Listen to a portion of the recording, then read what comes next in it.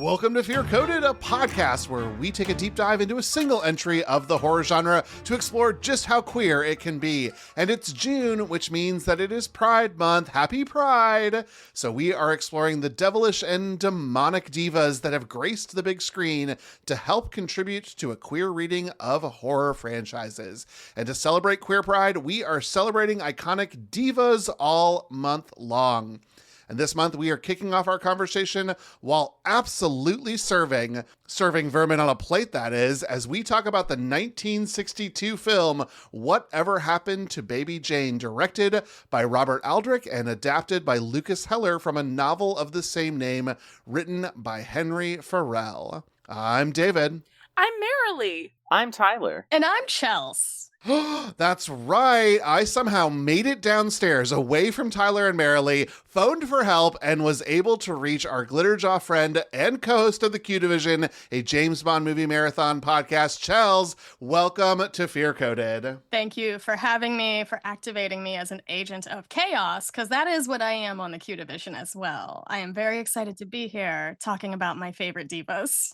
I have heard Chels introduce themselves as a personality hire at Glitterjaw, an agent of chaos. Mm-hmm. This is incredible. This is exactly the vibe we need. But podcasting is actually not all that new from you, Chels. Where else might folks have heard your voice out in the world? This is like my memory test. Like older people do Sudoku. Chelsea remembers what podcasts I was on. So like the Q Division and a rewatch podcast where we talk about like Mythic Quest, which you've been on for, Community. We're going to talk about a bunch of new shows this summer. Sometimes we talk about soaps and reality TV. It's a good time. I'm also the some might call it producer, I call it bully behind Female Gaze, the film club, my dearest Morgan's podcast. I just tell her, hey, you should do this, and then make her do it. It's wonderful. And everyone go listen to Morgan's podcast because Marilee was just on. Marilee was just on. And then if I did other things, I don't know.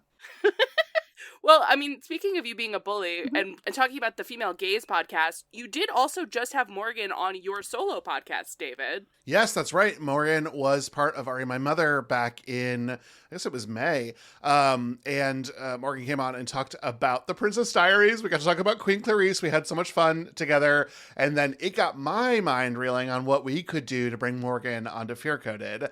And I know what it is. I just don't know how to get it on our radar. I want to talk to her about Anna Kendrick's directorial debut, which I think is very horror-y, Woman of the Hour. That will be very easy to do. It is one of the most terrifying things that's ever happened to every woman and queer person you've ever met. So yes, that is a horror film. It is terrifying. We will bring Morgan. Morgan, this is my commitment to you that we will bring you on to talk about Anna Kendrick's directorial debut. I think is also the really interesting part of all that.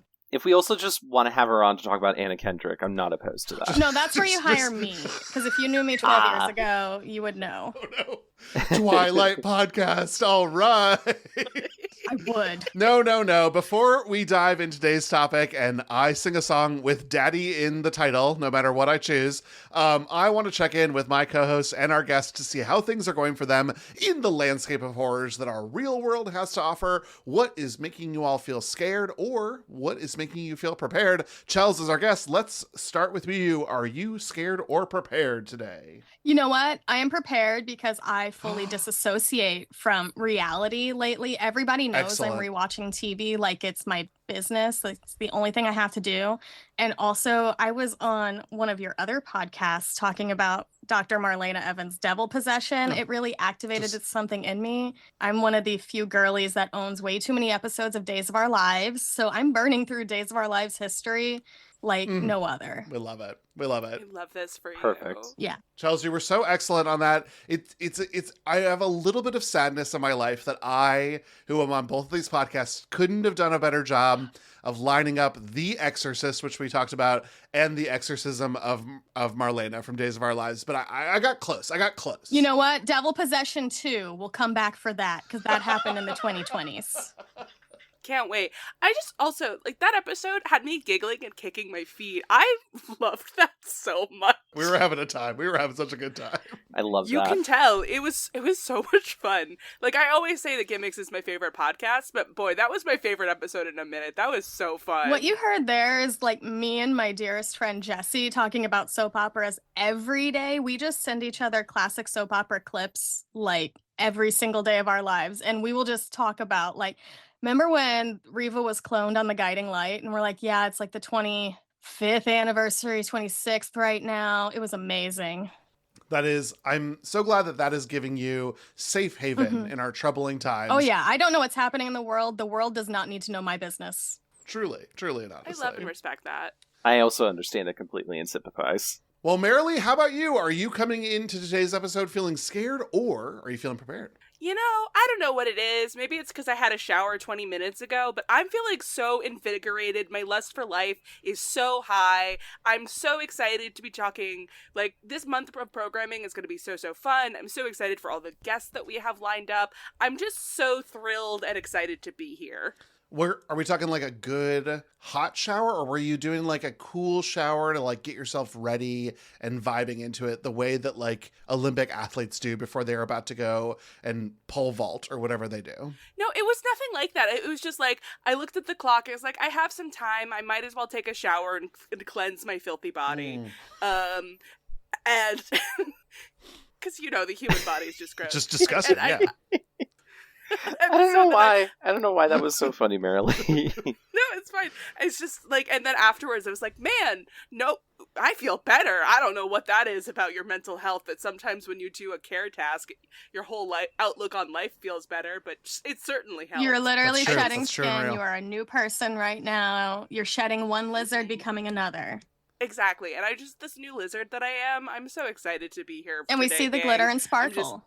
Oh my God, Thank it's you. real. So true. When we're all doing the shower thing, where are we with exfoliating like assistive devices? Is this a loofah household? Are we washcloth people, or are we European abrasive sponges, which I feel uniquely able to talk about here? For me, my sister has a neighbor who I know very well. Who, like, I take care of her plants when she goes out of town. She like just moved, but for years she had like one of those loofah plants that like you know that grow the loofahs. So for years I would get like a homemade basket of stuff. That they including these freshly grown loofahs for Christmas. So I just have a bunch of natural loofahs that I use. But I gotta tell you, every day I become closer and closer to being the person to actually use the TikTok shop to buy an African net sponge. Okay. Chels, where are you at with abrasion in the shower? Okay, because we are going to defy white people stereotypes. We all wash our legs here. I'm going to put it out there. We all use I really bathing do. products. Yeah. Don't be those people. We Don't do. be Jake Gyllenhaal out there smelling rotten. I love a loofah. I have different levels of exfoliators for different parts of my body for sensitive skin. It's wonderful. I've got some that are better for tattooed skin. I got some for my legs. I got stuff particular for my feet because I literally be walking these dogs every day. So yes, I love it. Tyler? I have one of those like round ball sponges Sure. from the Dollar Tree, so it's 99 cents. How regularly do you replace that, Tyler? As regularly as needs to be. So Okay. Great. like I try to do like a month or Okay, so you're within reason. yeah, if it starts to get like if it starts to become loose, then it's like Then you gotta okay, go. It's gotta go. Time to swap It's gotta this go. sucker out. Time to go. If it's falling apart, so are you. So I think the thing that shocked me about getting here is that this is just not a loofah culture. Really? Loofahs are hard to come by here. You can buy them at the American store, which makes me think like they're awful because everything else available to me at the American store is designed to kill me. Fair. Yeah. So, but they sell sponges, and I can't oversell how much it looks like a sponge that I clean the dishes with, except that it's larger and it is meant to be an exfoliant on your body. Interesting. And boy, on one side of the sponge, it's a delightful little time. The other side of the sponge, it's like I'm in the film Gattaca and I'm trying to remove the DNA from my body. So is that for your And- feet? No, honestly, Chels, that's for every part of my body. I love scraping shit off. I love it. The tattoo, I got to be careful with. Gotta be The very tattoo thing is careful. real. You got to be careful around the tattoo, especially when it was new. But the rest of my body, no. I love it. Make me bleed. Get it off. I love it. That actually sounds genuinely delightful. I have to find one of these. See, I have exfoliating soaps for that. It's great. Mmm. Sugar I like a good scrubs, exfoliating soap. everything. Yeah. So, Marilee, thank you for bringing us to the idea of the shower. I'm glad that it prepared you, and honestly, I feel like it prepared all of us. Yeah. Yeah. I again, I don't know what it is, but and I'm throwing some of it on the shower. But I sat down to this call and I was excited to be here, and I just there's a joie de vivre. I'm so excited. Yeah. Yeah, also, like, I don't know if you're wearing, like, some sort of blanket or shawl, Marilee, but it also is, like, very apropos for today's episode. So this is a faux fur stole that my sister gave me and all of her bridesmaids for her wedding. I think it's the perfect podcast warmer because I can like have it just on one shoulder. I could do both shoulders. I could throw it off depending on the varied whims of the air conditioning. Yeah. It's also appropriate for today and our divas. You have to be So a diva. appropriate for Exactly. today. You're wearing So faux fur. appropriate for I'm all holding a month long. dog. It's exactly what we need to do. Chels is a hair away from being a Bond villain, but like I still love it. I'm trying my best. Listen, why do you say still love it? That makes me love Chels even more. All right, Tyler, we got 2 prepares for us. How are you feeling, scared or prepared this week? My brother in Christ, it's a trifecta so far. I'm feeling prepared. Oh, wow. What's gotten you feeling good, Tyler? I wonder if I could guess. Well, everybody, it's official. I am no longer a Floridian. That's right. That's right. The background is different. Yes. Tyler has moved. Where in the world is Carmen Sandiego? Carmen Sandiego is wherever she lives in my heart. But as for me, I am somewhere in Ohio. Like the greater Columbus area. More than that, I don't want to Nice. get doxxed, so I'm not going to say. Yeah. Wow. But, I'm very happy to be here. The weather has been like really chill and rainy, like basically since we got here, which is so nice because when I left Florida, it was 95, pushing 100% humidity. Mhm. I got sunburned after being outside for maybe a total of 20 minutes. And it was just like, that's it. This is what I'm taking with me from Florida. This is going to be my last memory of Florida. This place fucking sucks. And I'm so happy to be out of there. Of course, I miss Brag. Girl, you left too. Don't even. But, No, I know, but like I'm still in Texas. It's hot as it's Satan's Here's the thing, armpit out though. here. I'm That's in true. Missouri. It's gonna always be hot, and we're always gonna be fighting the good fight. But you can get chilly on Mhm. anything where we are. That's right. Chels, I that know is true. for sure that Missouri is like one of the most like random weather locations like in the Midwest, right? It was literally like one day it was 55 degrees. The next day it was 105, 100% humidity. I'm 2 blocks from a What? river. No. Like it is the worst. It's No. hell for weather. And then in the winter, it's just like the negatives you could never imagine, plus wind chill, plus I'm not leaving my house for 3 weeks, I guess, because it's ice and snow. No. Missouri is hell. Ugh. No. Well, I'm not in Missouri. Thank God for that. You're in But, Ohio. You can get chilly on everything. I It's true. can. Chili. I'm It's so- everywhere. But it's also like the special like Cincinnati chili that like everyone outside of Ohio hates. Yeah. But You're back with your people. I am who back like with that my- stupid, awful chili. I am. I'm so happy to eat it on everything. I'm very excited about that. But yes, I'm feeling very prepared. I'm really much enjoying Ohio so far. The weather, as I said, has been very nice in comparison to what I'm used to. But also, like, so far, the people that we've talked to have been very kind. Good. Just, like, in terms of, like, diversity, it feels like there's a lot more, like, popular, cool stuff going on than where I used to live in Florida. It's just, it feels better. It feels right, and I'm very excited for that. I share your excitement. I am glad that you were Yeah. there. I'm glad also for my friend that the move is done. Oh my god, yes, girl. Like, that move was, like, a real mixed bag, where Friday, it was just long and hot, and the AC and the U-Haul didn't work, and now I'm, like, in a whole... That's a war crime. I'm like in a claims war battle crime. with U-Haul now, and to try and get some money back from that, I'm fighting the good fight, y'all. Do it. But please send me your energy because they keep on U-Haul sending has me never emails been that so make me upset. homophobic.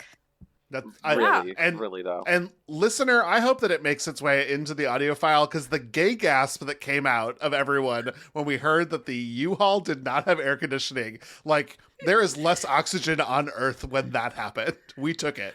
It was ours. Like, the task of moving is already a circle of hell. It's not like fire and brimstone. It's like you actually have to move things physically. That's a circle of hell. But with no air conditioning, man, they took it too literal.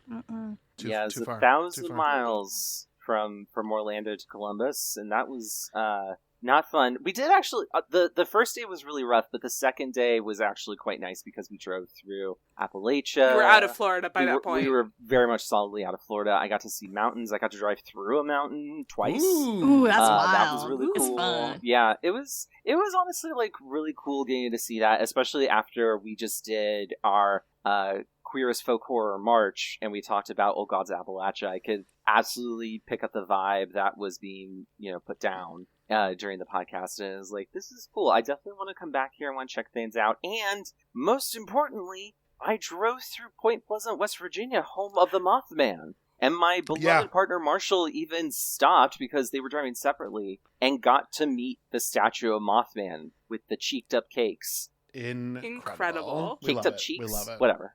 I don't know Gen Z lingo. He has a big butt. It's gorgeous. But Marshall got to see him, and I'm only like 2-ish hours away. Like, Columbus is only like 2-ish hours away from Point Pleasant, so the plan is in motion. That's a day trip. Yes, that's a day trip. We're absolutely going to be going back quite a bit.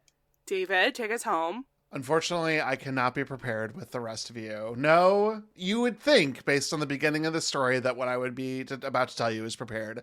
Because today we went with our neighbors to something called Pizza Fest, where for $8, you pretty much got as much pizza you wanted and a drink. The dream. Although extra drinks of course. cost more money. Classic. That's how they get you. That's how they get you. Give me a Pizza Hut buffet right now. That's just what I thought of. Yeah. I mean, I wish it was Pizza Hut buffet, because that is speaking to the Midwest of me. These were artisanal pizzas, but whatever, it's fine. They were fancy. Delicious. A lot of people put honey on their choices, but it was a competition, blah, blah, blah, blah, blah. That was all delightful. The problem is that it was held in the marina. And the marina, a historical place where boats would come and drop people off. So what could possibly scare me about it? Well, listener, lots of things can scare you at a marina. Aquatic predators, those are scary. Rich people owning yachts and taking up the limited amount of dock space, that's kind of scary. Seagulls, don't even make me get into it. We talked about the birds. But no, what scared me today was that where I live is a bit of a hub for people before they get married to have their grooms and bridal parties. And the marina is a place where there are a lot of bars that you can do crawls to. So today we saw no less than 36 bridal and groom parties. And the thing that they do here is they all wear the same shirt. They are very loud and intoxicated, and it doesn't help that they're loud and intoxicated and then sort of slurring a language that I'm not totally proficient in. It was too much heterosexuality is really what it was, and that's what scared me today. And that is what's bringing me in as a scared place is bridal and groom parties. Are you sure you weren't, like, teleported to Missouri? Because I know this happens, like, literally across the river from where I am. Yeah, that was the vibe. And unfortunately, just because it's a weekend and it's nice weather, there were just so many folks out. And I sometimes you get a little fun out of it because they're all wearing a fun costume. And like the funnest thing I saw were pink wigs and cowboy hats. And it wasn't fun enough for me to not be scared by just too much heterosexuality. Too much heterosexuality. Well, that even sounds like they're appropriating our gay culture with these pink wigs and cowboy boots. Get them straggots out of here. That was the bridal party. So it was. I'll call it that. Maybe not as queer as you thought. Chels is allowed. I will say that at one point in time, I thought I was seeing a queer groom party just because I was getting vibes, but it's Europe, so sometimes that's hard. Their groom party shtick was very loud plaid pants and rubber ducky button-down shirts. And so that one I give a pass to. They're okay. That was working for me. But that is what made me scared. I'm sorry that I couldn't be with all of you, but the pizza was fun. The pizza was fun. Listen, you got to live your truth. And I'm sorry that, what a horrible experience. You know what? How dare Next time you're in heterosexuals get Missouri, married. just come. I'll take you to a Pizza Hut buffet. We'll get those, Oh my God. beautiful blue cups or red cups fill them up Yeah. with the Pepsi products. You know what it is, Chels? And this is, Mike used to manage, my husband used to manage a Pizza Hut when he was in high school. And he gave me a taste for the creamy Italian dressing, which again, could not purchase in the EU because it is definitely carcinogen. Oh yeah, it's 89% chemicals and hope. Yeah. Well, whatever part is not hope and chemicals is just pure flavor. Mm-hmm. Pure honestly, the flavor. the flavor could also be in the chemicals, my man. Yeah. Mm-hmm. But speaking of flavors, that's the best transition that I'm going to give. We are here to talk about some really weird things on a plate because we are here to talk about Whatever Happened to Baby Jane. It is a 1962 American psychological horror thriller film directed and produced by Robert Aldrich from a screenplay by Lukas Heller based on the 1960 novel of the same name written by Henry Farrell. The film stars Bette Davis and Joan Crawford, marking a return of these icons to the big screen. It also had a turbulent production history and contributed to the now infamous conflict between Davis and Crawford. The story follows an aging former child star tormenting her paraplegic sister, also former film star, in an old Hollywood mansion. So what are our experiences with this film? Chels, as our guest, we'd love to start with you. So, even though I am not the biggest scary girly now, Grandma Shirley, who's infamous if you know me, she would let me watch anything when I was a toddler, including The Silence of the Lambs and Whatever Happened to Baby Jane. So, no, I had a great time. It was fine. Oh, I yeah. just horrified totally. everybody here. And it's me, scared of everything now, 3-year-old me. Ooh, this is fun. Let's watch Baby Jane again. So Grandma Shirley, the legend, the icon, the person I spend my most time with, she let me watch whatever I wanted and helped me become the chaos demon personality hire I am today. Will I do work? Incredible. No. Will I bring fun? Yes. Yes, absolutely. Absolutely, yes is the answer. Incredible. Yeah. Oh my god. What a wonderful backstory. I think that might be my favorite backstory in Fear Coded history. Oh, yeah. Delightful. Thank you. Well, my family actually loves this movie. My family being infamous for not being huge horror film nuts, except for the occasional one or two classic in there. This is one of those classics. Never really thought of it as much of a scary movie, except in the last couple years. Just because my family always quoted it so much as a very campy delight. My family used to say, "There's rats in the attic." Quite a bit, and I remember growing up hearing that. I also remember being terrified of Bette Davis's makeup as a small child, which I think is very intentional as part of the horror of it all. But yeah, this is one of those movies. Oh, and my family also loves Mommy Dearest, so I think Joan Crawford being in this made it extra we have to appreciate this. Right, totally. This was my first time watching it, even though I have seen clips of it throughout my life, and I will talk a little bit more about that when we get to our judging criteria that we do every episode. But this was the first time I had sat down to see it. I had pretty much a blast from start to finish. I thought, from a thriller perspective, this is done excellently, and because of this podcast, I recognize a lot of the things that are horror that really were baked right into this. But I think, much like our conversation when we talked about Psycho, I don't think that I was scared at night of this happening. But I do recognize this as horror, and I'm excited to talk about it. Yeah, you clearly don't have a crazy sister then. That is true. I don't. That is true. I don't. Well, there's that. I very similarly, I've definitely seen parts of this movie. But there are a lot of things in this that I'd never seen before. It's definitely my first time sitting down to watch it, and I had a great time. Mm-hmm. Yeah, it was a lot of fun. It was a lot of fun to watch. I'm excited for our conversation about it as well, because I'm really interested in getting into some of the queerness of this. Yeah, absolutely. Totally. Well, let's go ahead and start talking about some of our themes here. So, listeners, just real quick, David wrote these notes, and he did such a wonderful job. He originally gave me some very French words to say, and then crossed it out and had mercy on me by putting stuff in English, but I am still going to try and say these things, because it's good for us to know, and it's okay if we mispronounce things, especially if you're hearing them for the first time. Don't be afraid of words, unless it's funny.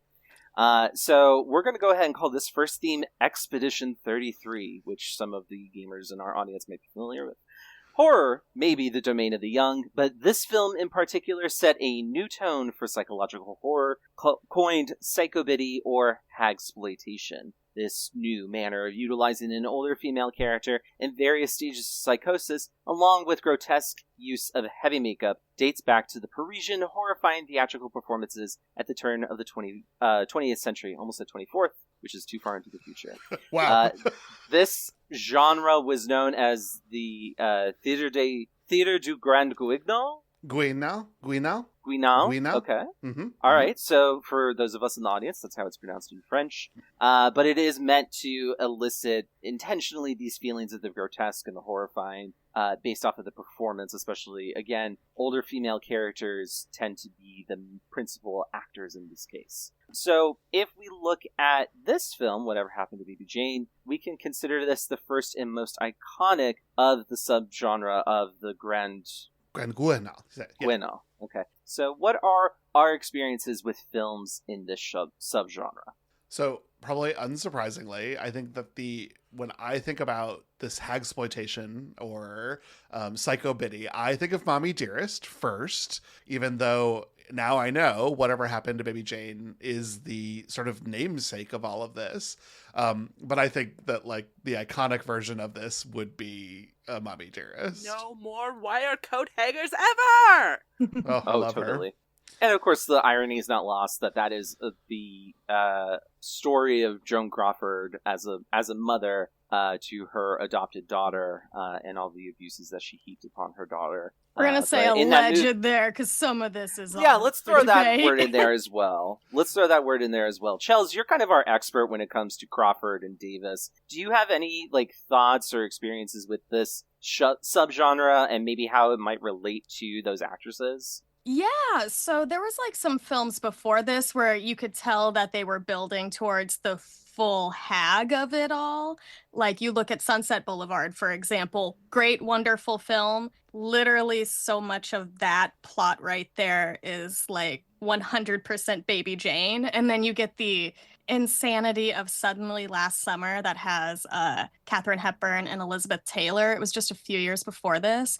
And that's where you get a lot of theatrical, chaotic insanity. And I feel like Baby Jane they mushed a lot of those tones and vibes and Sunset Boulevardisms together. And they're like, let's do this with more Oscar winners and have fun. I really had no idea that this was a pretty well-trod subgenre. I've never seen those movies that you just described, Chels. Oh, one of them is a legit masterpiece. The other one is take an edible and have a nice time. I will let you figure out what's what. I'll take an edible for both, then I'll come back and report to you. And then you'll be terrified by the end of one. Thank God. I was about to say, one of them is a bad time, Tyler, so... Listen, I don't know. We only live once. One of them's a bad time, okay. But somebody descends... You know what? Somebody descends from a ceiling is all I'm going to say. Perfect. I'm all ready for love this. Oh my We God. love it. I just really think we need to give more older women roles in general.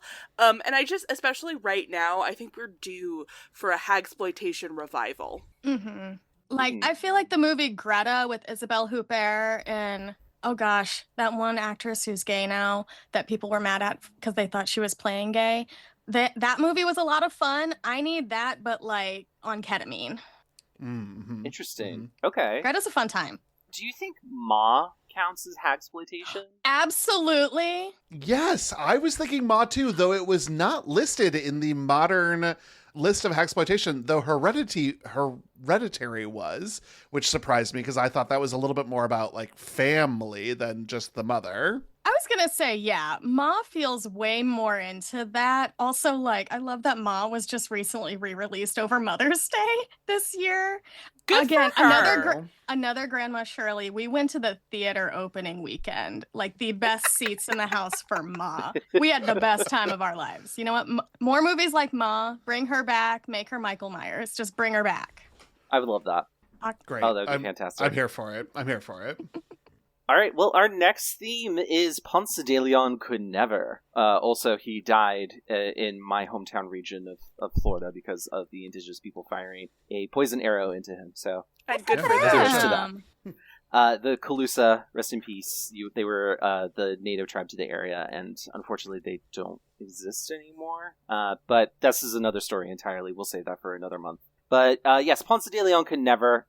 This theme is about grappling with who we are when we were younger, which is going to be a recurring theme in the media we cover all month long. In Whatever Happened to Baby Jane, that conflict is the driving force of Jane's point of view, and eventually leads into that descent into madness. So let's discuss the role of chasing youth in this film and other horror films. Chels, you just were mentioning some really classic films in this subgenre, and all of them really have to do with this idea of like trying to grasp who you were in your glory days in your youth. Can you tell us a little bit more about that? Oh gosh. I mean, I feel like film history is just littered with all of these ideas of chasing youth, and it's in every single genre of film. Like, you can look at pictures of Dorian Gray, like it's right there, all the way to the Pirates of the Caribbean movies. Like, it's all there. You're just trying to be young again. It's even in soap operas, depending on if you were fun and watched certain ones. So I love this idea. Obviously, some people do it better than others. You could even say, like, in TV shows like Hacks, that you're chasing like a younger version of yourself. And I love it. I had to shout out Hacks because, I mean, I'm a Hacks girly. And it is the gayest show on TV. Watch Hacks. It's pretty gay. It's pretty awesome. Yeah, watch Hacks for sure.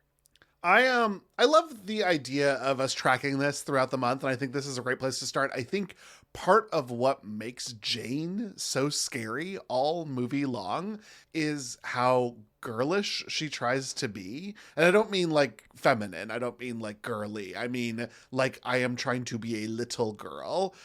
Through the makeup, the wardrobe, that is what raised the terrifying, in addition to the acting and the script. But that sort of costuming and makeup was so effective at making me unsettled throughout the film. Her saying, "Daddy?" Ooh, ooh, ooh. And I am a man who says the word daddy a lot, like And truly and honestly. And now you're going to have to like think twice for like the next month about it. You're like, Usually my mind is elsewhere, Chels, but sure. I will think about it. I will think about it twice. Intrusive thought. Yeah, it's like an evil wizard. I cast intrusive thought. David. Thank you for that. I appreciate it. Well, I do love this. I think it's, Chels, I totally agree with you that this is like, it's kind of a constant in film, and I think by the nature of film, it's always going to be, because it's capturing that moment in time, and of course, when actors are just starting out at their most youthful, you know, if acting is a field where your looks are part and parcel of who you are, unfortunately, that is going to be a constant thing that is, you know, being brought up, and especially in our culture too, where we seem to have gone back and forth quite a bit with saying that we're more image focused, we're less image focused, we're less focused on age, we're more focused on age. It always kind of comes back to this idea that there are these imperfections in ourselves, and that they are wrought by the passage of time, and there's nothing that can be done about it except to try and slow it down. And these kinds of movies really do such a wonderful job exploring that. I think the idea also that, like, this is a wonderful time period for the movie to have been made, because we have these incredible old Hollywood actresses, Joan Crawford and Bette Davis, you know, performing on performing on film, and you know, your mileage may vary of how artistic versus campy their performances are, but it is still like a constant reminder by seeing them on, you know, film.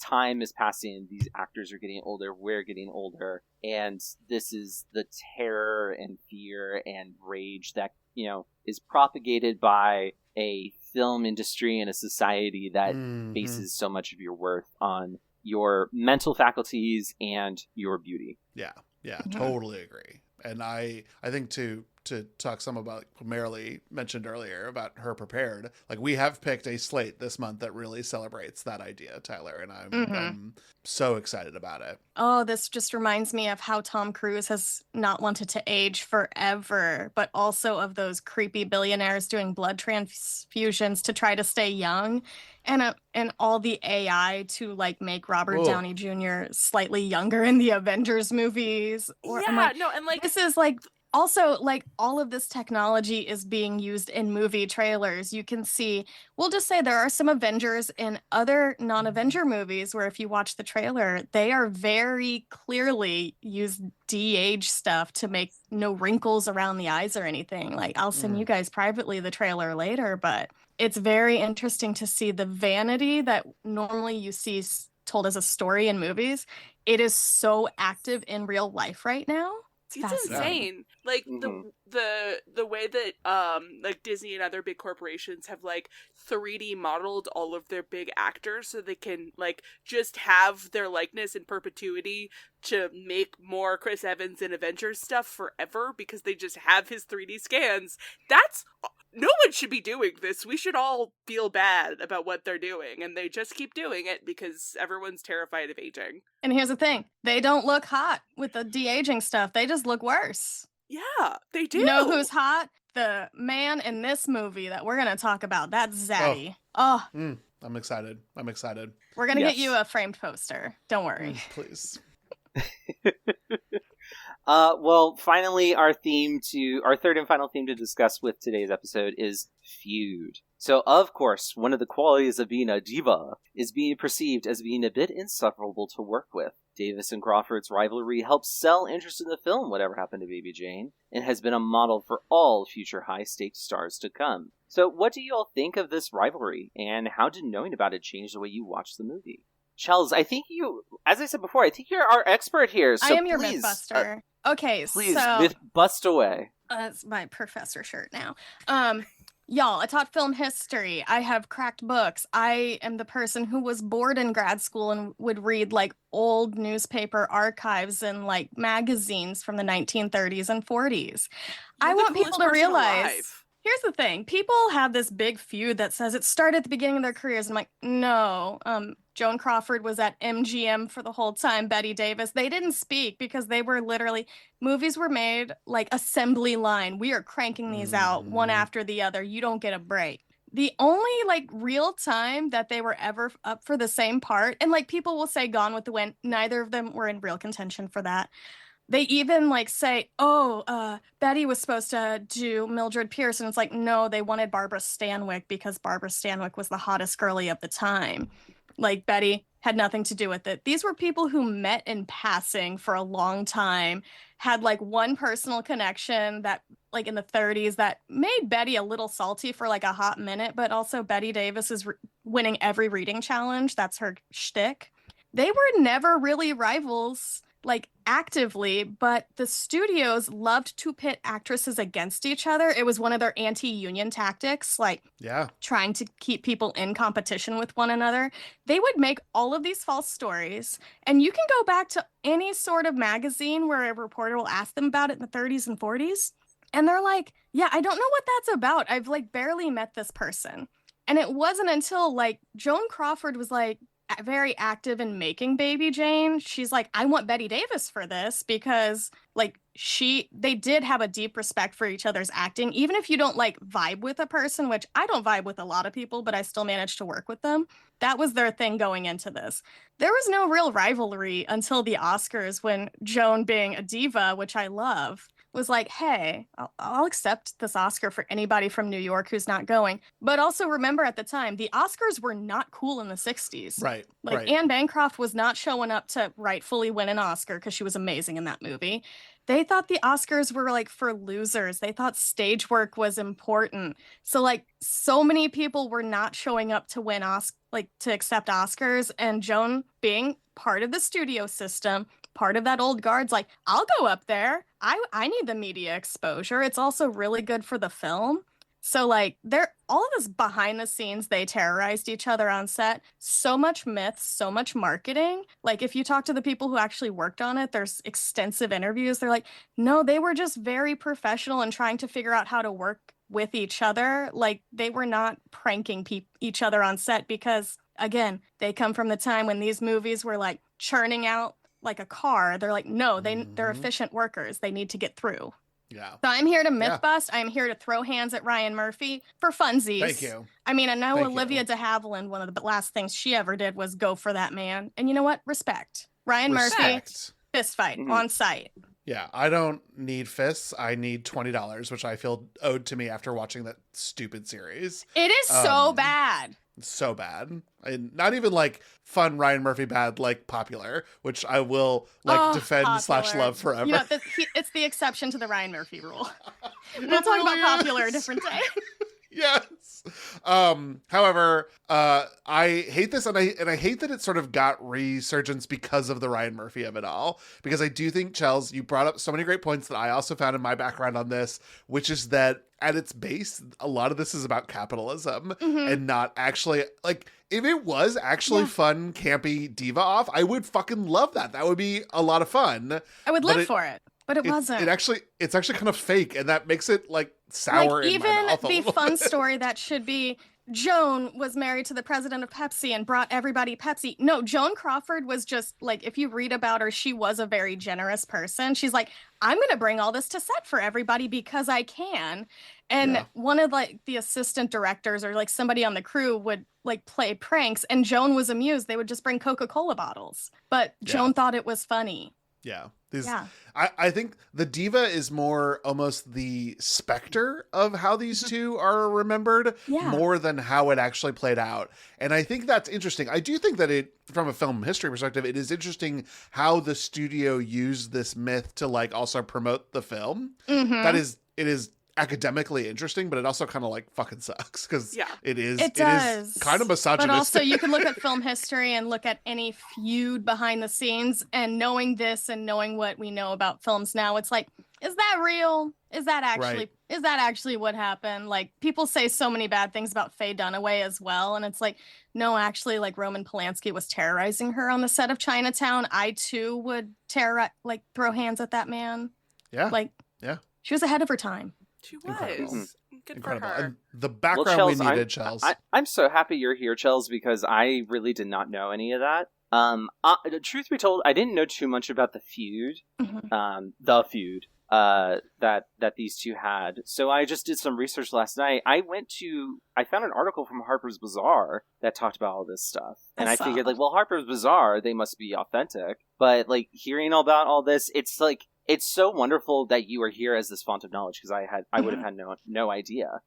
Which is also, it's just a good lesson for our listeners out there to always be checking your sources, not just one, but multiple, because I just fell into a little trap where I thought that this was all the case, and here we have an expert on it, and now I've been corrected. So thank you for that, Chels. What do you think what do you think is the legacy of whatever happened to Baby Jane within that context then? Knowing that this feud is not really so much of a feud as much as it is the studio system trying to make money. What does that kind of tell us about the legacy?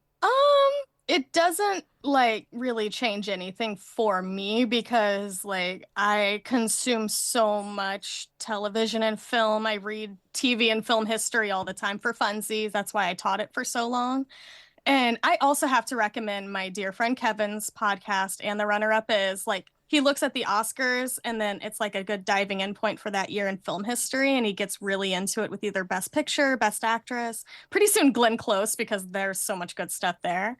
But I love to see what studios will do to market everything. Like, we just recently saw this in real life. The sad thing is, like, it turned out to be real. And I will let people figure out what that is. It won't be hard.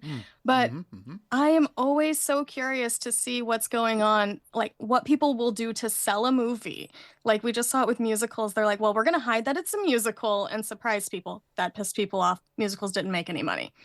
And then you look at, who's dating behind the scenes? And it's like, is this real, or are they trying to get you to watch this movie? Because like we saw that with like Glenn Powell and Sydney Sweeney, whatever that crappy rom-com was. So I'm always looking at what's the marketing ploy this time. Yeah, it's pretty wild, truly. Yeah, I will say the myth of the feud, personally, I think is really fun. Like, I know that it's hollow and yada, yada, yada, but like the idea of it, because we just... irreconcilable diva differences is such a concept.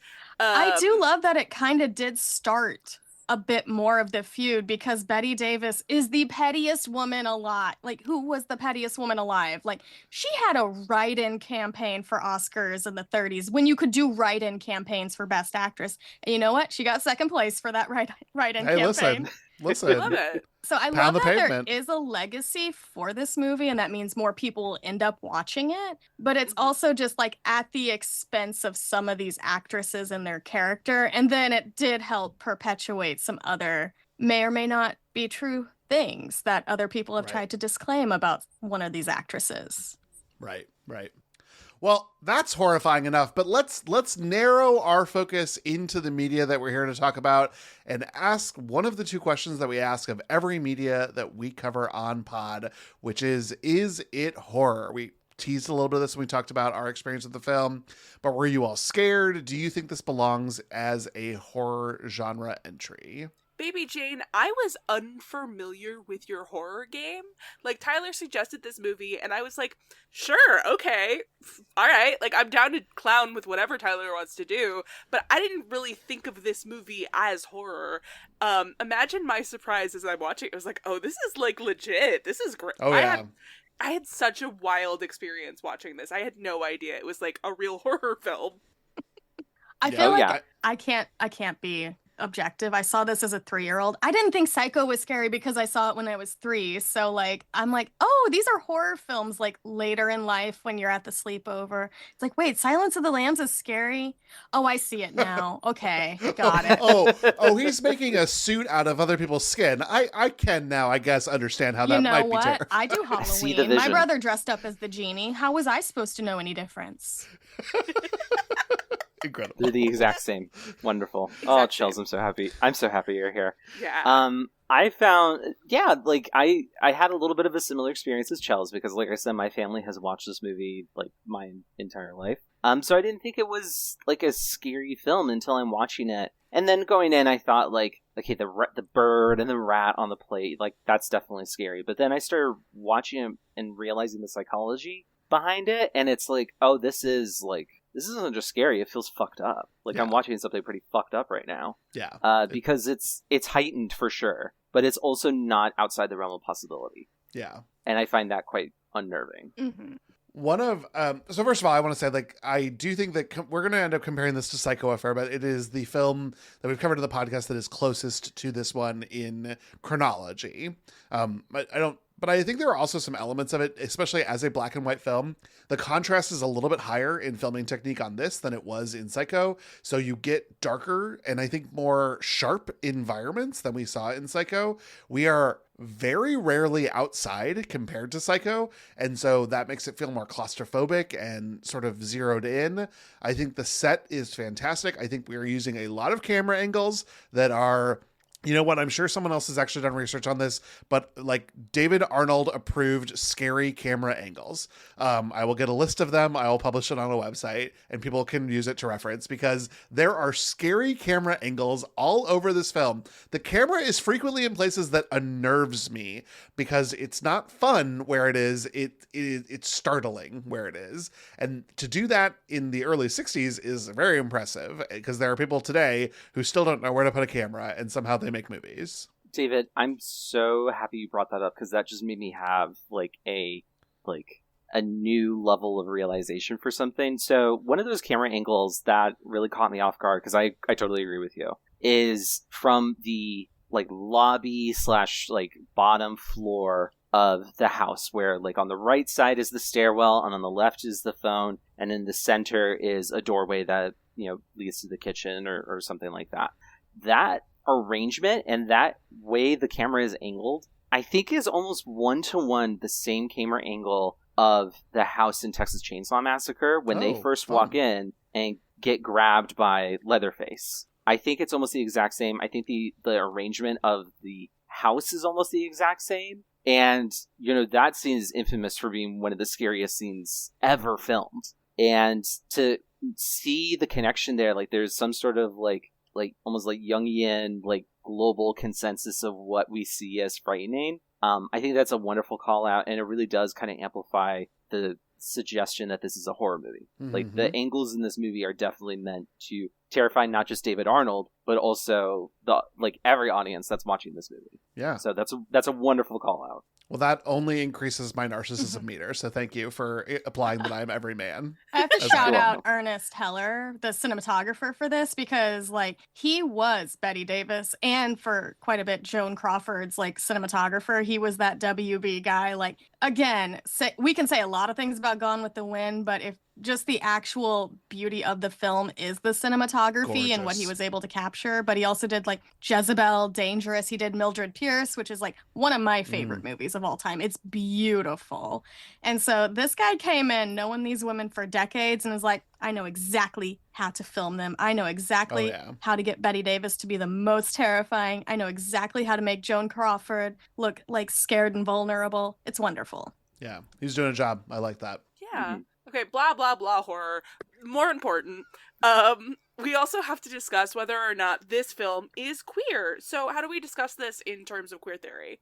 So one of the things that I'm going to have trouble with this episode is that so finely sewn together are the natures of using this film and sort of the camp queerness that is historical around using parts of this film. So when I came out and went to one of my first gay bars, scenes from Whatever Happened to Baby Jane played, and everyone in the bar read along to them. And it was like a gay hazing to learn, but you are, Blanche, you are in the chair. I had to know that so that I wouldn't be ostracized by this new community, which is also a shitty thing that we do to baby gays, but I'm not trying to fix that. Whatever happened to baby gays? Oh my God, film idea, trademark David. I think it's already a thing. Damn it. Fuck. So I am interested in talking about this from a queer theory perspective, but I wish that I could do it without all of that existing in my mind, or that this was one of the first acting challenges on RuPaul's Drag Race. But this is so sewn into the fabric of my queer lived experience that it's going to be difficult to tear those things apart and talk about this purely academically. And I just want to be really, really cognitive of that as we go forward. Okay, well, just throwing it out there, why would you need to tear it apart? I think celebrating your own personal queer history of this film and celebrating that is an important part of talking about the movie. So I'd really love to challenge you on that, David, because I think that you don't need to. I think that the fact that this is kind of built into the terroir is kind of an important part of the queering of this narrative. Well, that's kind of what I was thinking about when we were brainstorming ideas for Pride Month, because it's, as we said at the top, Happy Pride Month, but Happy Pride Month. But this is a very famous movie, and so are the other movies that we have talked about, or that we will be talking about this month, are popular in the queer spaces. But I kind of want to ask, why do we think that is? Is it just the drama? Is it that sometimes this movie gets kind of silly and therefore campy? Do queer people feel seen by Betty Davis or Joan Crawford? Is it the feud that was alleged to have occurred? There's a multitude of reasons why, and I think we should feel free to talk about these things in addition to what it is that we do here every episode, which is talk about the queerness inherent to the film itself. And maybe that is also the answer as to why the film is so popular in queer spaces. To me, I think this particular movie is so popular is because of this idea of glorious queens of their heyday, and they're starting to fade a bit. For some reason, as queer people, we find that very alluring to watch. Maybe it's because those women do behave like queens. They're very dramatic and they're very demanding, and we find something very respectful and powerful in that. And so we're kind of yes, queen, stan. But I think it's interesting to kind of consider it from that perspective. And I think also the movie does have some queerness to it. I don't know if it's necessarily a sexual or romantic queerness, but certainly the family dynamic that has been established is very different than what would have been considered the norm at the time. And so I think that's definitely something that we can pick up on and carry forth in our conversation. I think that the film was more the feeling of it, but also the the now we know people who were stars of the film were queer. There was the rumblings of it, but I do think it is that feeling of isolation, of othering that both of our lead actresses give us, plus like our fascination with divas, with drag and of makeup, because the makeup prosthetics with Bette Davis was very well reported on. And it's like horror has always been a way for queer people, like, as you know, to see themselves in different places. That's why we love our Final Girls, because there is a queerness to everything, even though it's not explicitly queer. But my favorite part is, like, everybody knows Joan Crawford was like a queer bisexual girly, like always in search of love. And then Victor Bruno, he was closeted, but this is the love of David's life, so I have to bring him up now. We cannot bury the lead. This man, like Oscar nominee, died way too young, played the Boston Strangler, which everybody go watch that. It's a great movie. I had a great time with it. You probably covered on this podcast, actually. But I think that adding a note right now. You probably could. It's about a Strangler. serial killer, so I'm assuming there's something scary in it. I've seen the movie. But yeah, I do think that just as queer people, we latch on to the things that are big and dramatic, but also get to something about loneliness and isolation and being misunderstood. And that is very apparent throughout this whole movie. Yeah. I do think there's probably something that we'll uncover as we talk through this about the nature of coming out is like having a second adolescence and childhood. And to track a character who is struggling with or sort of reclaiming their childhood that was almost lost to performance, lost to taking care of their family because of what they had to do. I wonder if some of that will erupt as we go through the beat by beat of the movie as well. The last thing I want to say that just was sort of triggered by Tyler and Chels talking here was the nature that we also have this family unit of, Jane and Blanche, and we get to compare it to the Bates, who I think are supposed to be normal. And it gives us some very good, well, we don't want to be normal because that's boring. We want to be fun queer people in this house of oddities that, yes, might leave us bound up. But like, who hasn't had a fun Saturday night with like a tape gag on? Like, that's just good time.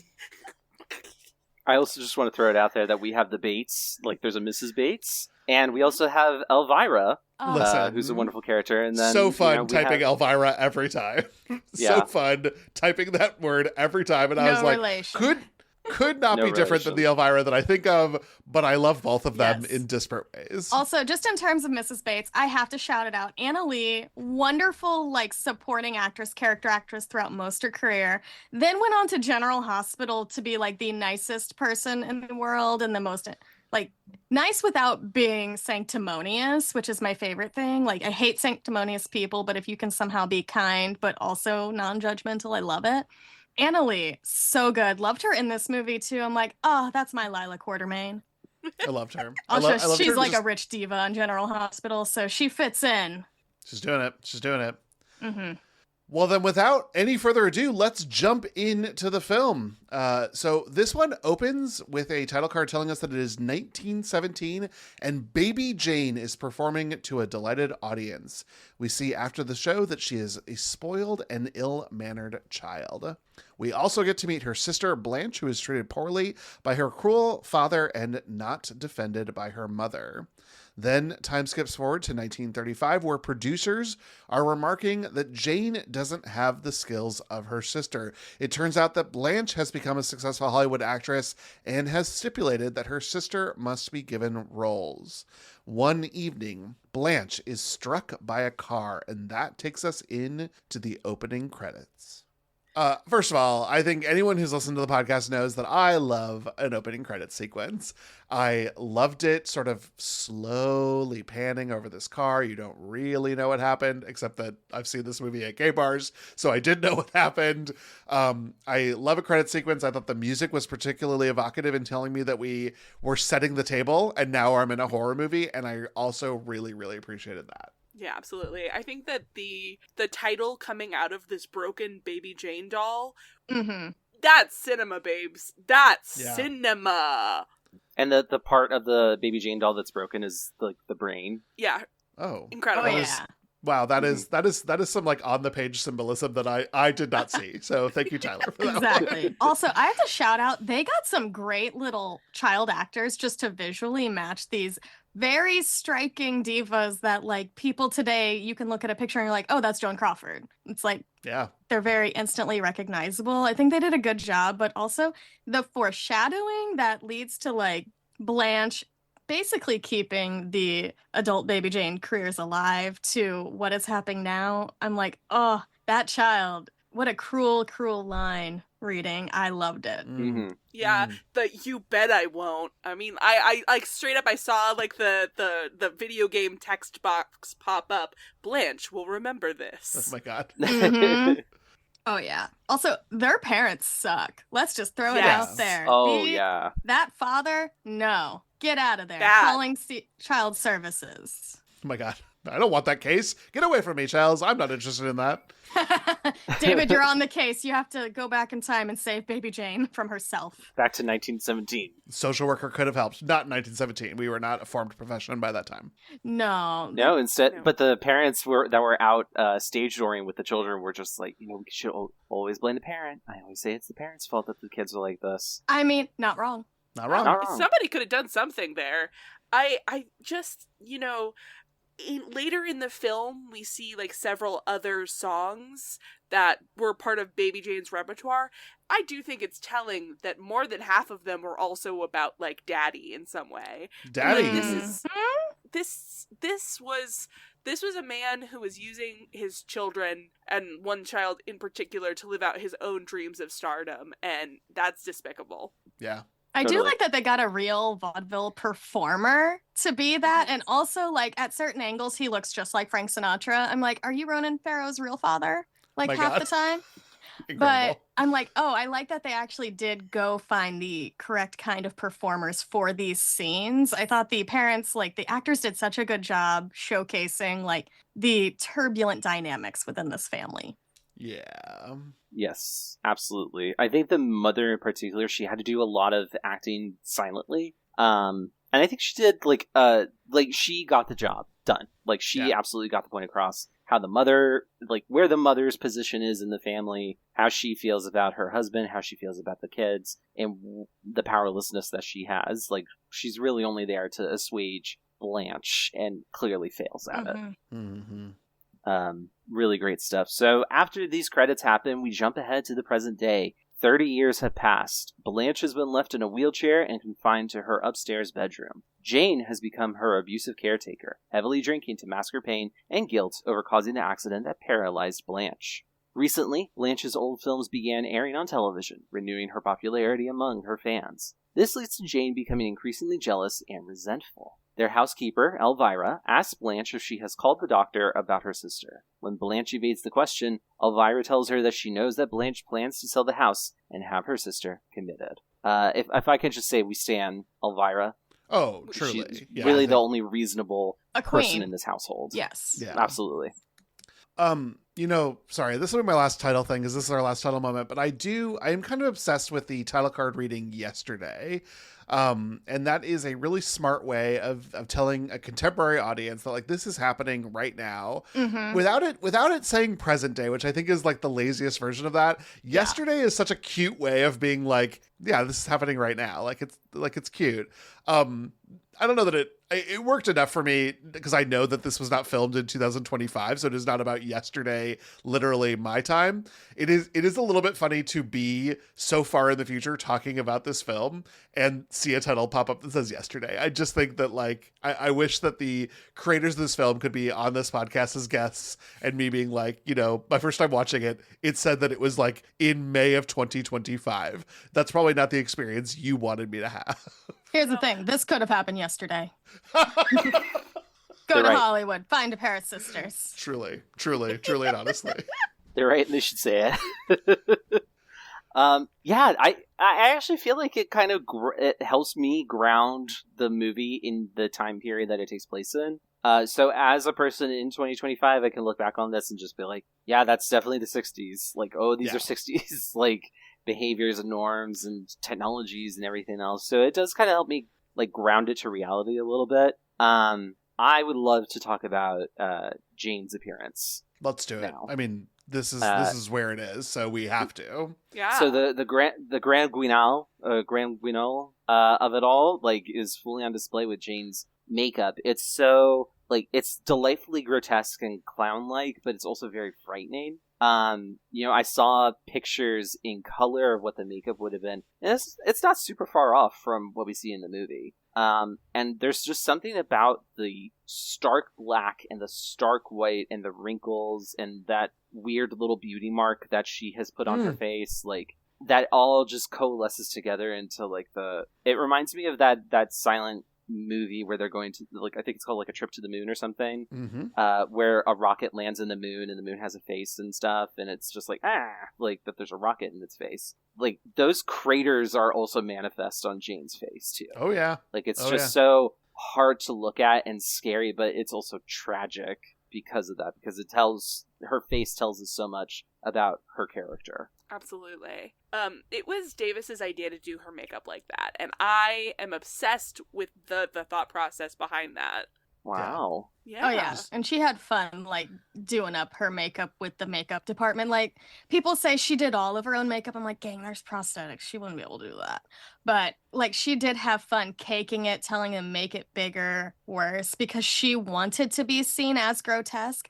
Because, like, this goes back to Crawford and Davis being in the industry for so long. They knew they had to make Joan Crawford look the most sympathetic, give her so much beauty light, that way the cruelty and the contrast, it would be deepened. And makeup is the best way to do that. Like, not just telling us in a script, she's bad and she's beautiful. It's like, no. We're gonna, like, make Joan Crawford look luminous, and we're gonna make Bette Davis look like a Halloween mask. Right. And it's perfect. One other thing is that is also Davis's actual real-life daughter playing the neighbor daughter, which I thought was really funny. So Jane is struggling with who she's become, desperate to be in the limelight again, which she associates with being a child star. The relationship between sisters deteriorates when Jane discovers that Blanche intends to sell their home. Jane removes the phone from Blanche's room and further isolates her. To make matters worse, Jane has not brought her sister lunch and instead serves her former pet bird on a plate. Ooh, okay. This was great.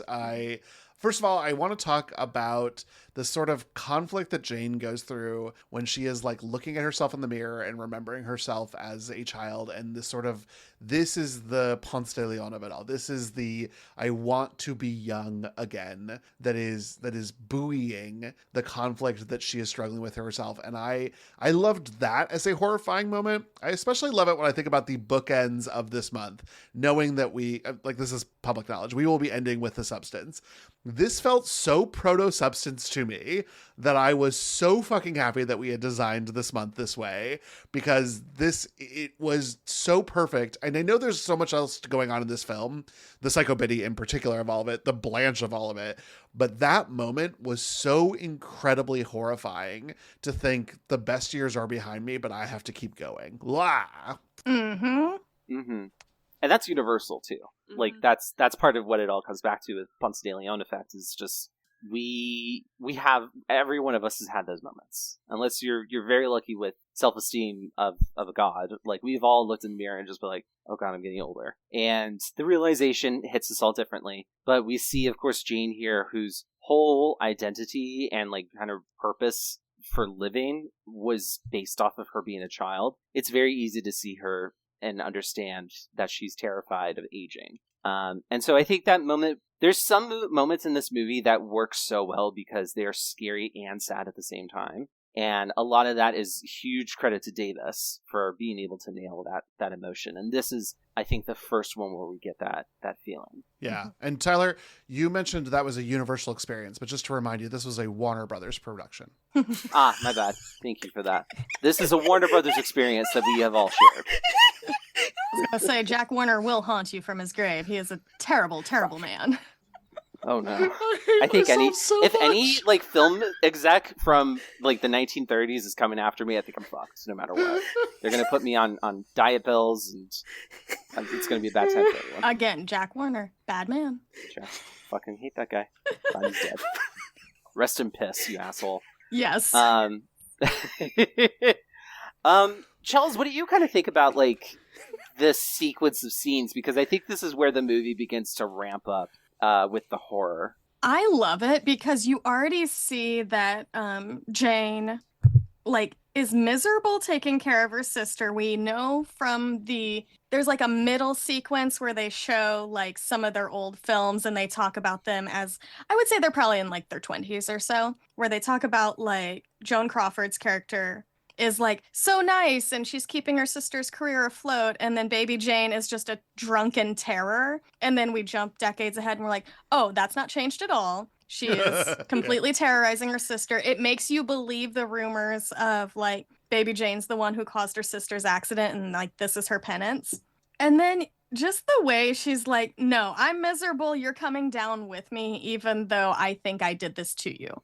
I love that like Elvira's got her number, but is like not doing enough, because also we can get into the implications of the time that baby Jane, not very nice to this black woman who is trying to save her friend here and is like trying to plot and scheme her way out. Elvira can only do so much like in her time to help her without like going to jail.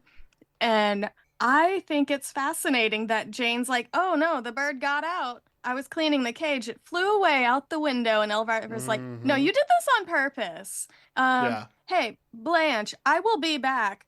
It'll be okay. And then just the ripping of the phone cord out, because again, she's stuck upstairs. There's no elevator in this house. She's only in her wheelchair.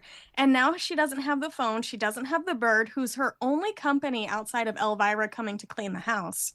Can't even talk to the neighbor because like Annalise, Mrs. Bates' character, is coming over and being like, oh, here's some flowers. Would you like some more? Can we ever meet your sister and stuff? Like trying to be so nice, too nice of a neighbor, honestly. I would never do that for somebody else. And then you see all of that. And then just when the phone cord is yanked, it is so heartbreaking because you're like, oh no, she can't even watch television. Her sister turned it off because it had one of her movies on. And she doesn't like that her sister was successful at that point. So I love that they set it up to be like in a very short amount of time to be like, oh, here's this nice person allegedly, and we're going to just terrorize her right from the jump. We are wasting no time. Absolutely. Also, that bird, rest in peace. R.I.P. bird. But they probably killed a real bird. I'm scared about that. Oh God, yeah. Listen, don't remind me. But serving the bird on like a bed of sliced tomatoes, that's camp. Yep. Oh yeah. Yes. Yeah. Totally. Very silly. Like, so I guess this is actually a really awesome opportunity to jump in and talk about the camp of this movie, because like we've talked about camp before, and as queer people during Pride Month, we love camp. It's in our DNA to love it. This Anna Kendrick's movie camp, is yes. Anna Kendrick's camp, yes. No. Well, let's get into our Anna Kendrick segment of the podcast. End meeting right now.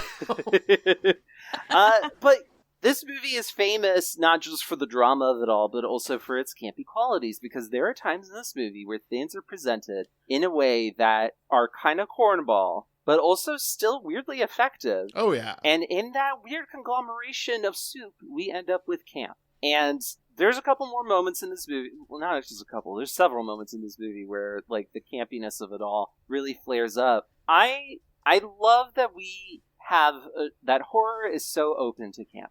Like, the silliness is part of it. The silliness is part of what makes us love it. David, you were describing how your first gay bar experience, they had this playing. Normally, you would not have, like, I don't know, Alien or Scream or something on in a gay bar. I mean, you could if you were cool. I would love that. Go to lesbian bars. bars. If you were cool. There's like 2 left, but oh my god.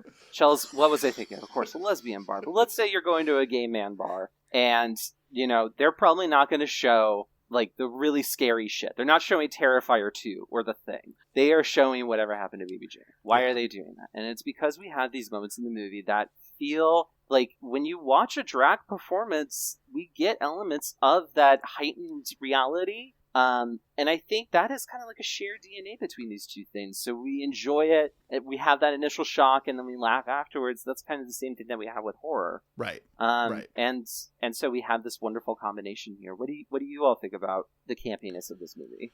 I totally agree with what you're putting down. I think it's the artifice of it all that I think adds another level to that, and that is sort of the way in which at least I've approached camp. I mean, my instructor on what camp is John Waters, and so I get a lot of my sense of what makes something tragically comical from Waters' sort of approach to the idea of camp and extremism and making you sort of confront your assumptions in order to process something through.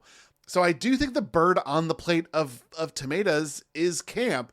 And yet I also think it works as a horrifier because of the way Blanche reacts, because of the acting choices that are done, which are also a little heightened. That also gives me a level of camp, but it is a horror movie. And so I'm getting kind of both at once. And that makes it kind of unique in the things that we've talked about. This isn't queer because we are applying some like nature of like, oh, this is my queer insert character, or like, yes, I too was shut off from society. And like the metaphorical phone was removed from me until I got access to AOL and could like ASL my way into meeting like gay men across the world. But this movie sort of exists within queer zeitgeist because of this element of camp that is just it's injected into almost every sequence in the bedroom, at the very least. I would say the entire house, if not the entire film. Yeah. Mm-hmm. Nicely said. I love it. I love the over-the-topness of it all because I'm not going to this for subtlety. Like, Right. If you need subtlety, go watch an international film at this point in life. No, we're seeing over-the-top divas doing what they do best. You've added it to horror. And this is also the era of we are going to cast a legendary older actress in some sort of horror thing and just let them go full broad. Because that's the great thing about the 30s and 40s. Actors were acting. They were going from stage to screen. It's very theatrical. It's not until you get to like the Marlon Brando of it all where they're trying to make choices and have methods, blah, blah, blah, Sure. Which whatever. It is cool and fun. But also, but like, I feel like if somebody put a bird on my lunch, I would be over the top as well. And I think that's the queerness of it all, because queer people, we can finally be over the top. We can finally go wild. We can finally see a bird and be like, what the fuck? Yeah, what the fuck? What the fuck? It's a fucking bird. This bird used to be my pet, and now it's my lunch. I fucking hate my sister. Also, birds are gross. Absolutely not. Don't eat the bird. And she doesn't, thankfully. Thankfully. Rest in peace. It's in a shoebox right now. Yeah. Well, regardless, that bird would be long dead by the time this conversation was happening. So R.I.P. bird. It's haunting me, actually. We'll send over a young priest and an old priest. We'll take care of this for you. Hopefully you've got a window somebody can be yeeted out of. There we go. Perfect. Jane. Okay, we're moving on. Jane leaves the house and Blanche considers going downstairs for the phone, but she changes her mind when she sees her neighbor cutting flowers. Blanche sees this as an opportunity and writes a note and throws it out the window, hoping her neighbor will find it. Meanwhile, Jane has gone out to place a personal ad in a newspaper, and when she returns home, she intercepts the note before their neighbor, Mrs. Bates, can see it. Upstairs, Jane brings Blanche her dinner, and Blanche broaches the sale of the house again. They argue, and Blanche brings up the accident. Jane reveals that she found the note and leaves, and Blanche is too scared to even lift the lid off her dinner and sobs. I get it, girl. It was a very powerful sequence because I didn't know what was under the lid, but I wondered, did she see something and freak out about it, or was it just the psychological terror? And then I think that it's all the psychological terror makes this work so much more effectively. Yeah, I feel like the horror in this movie, when it works really well, it works really, really well. And I think this is one of those moments because it feels very real. Because we haven't really talked about it, but the part of the reason this movie feels like a little bit more effective in terms of fear than Psycho is because Chels, like you said, you go to Hollywood, this is happening, like, look for a house with two sisters living in it, elements of this might be happening. This is real. This is the sort of thing that happens in real life, and that's really fucked up. You know, most obvious statement of the year, but, like, the fact that it does occur, and we're kind of seeing a version of that play out on screen, it does make the scares feel more visceral.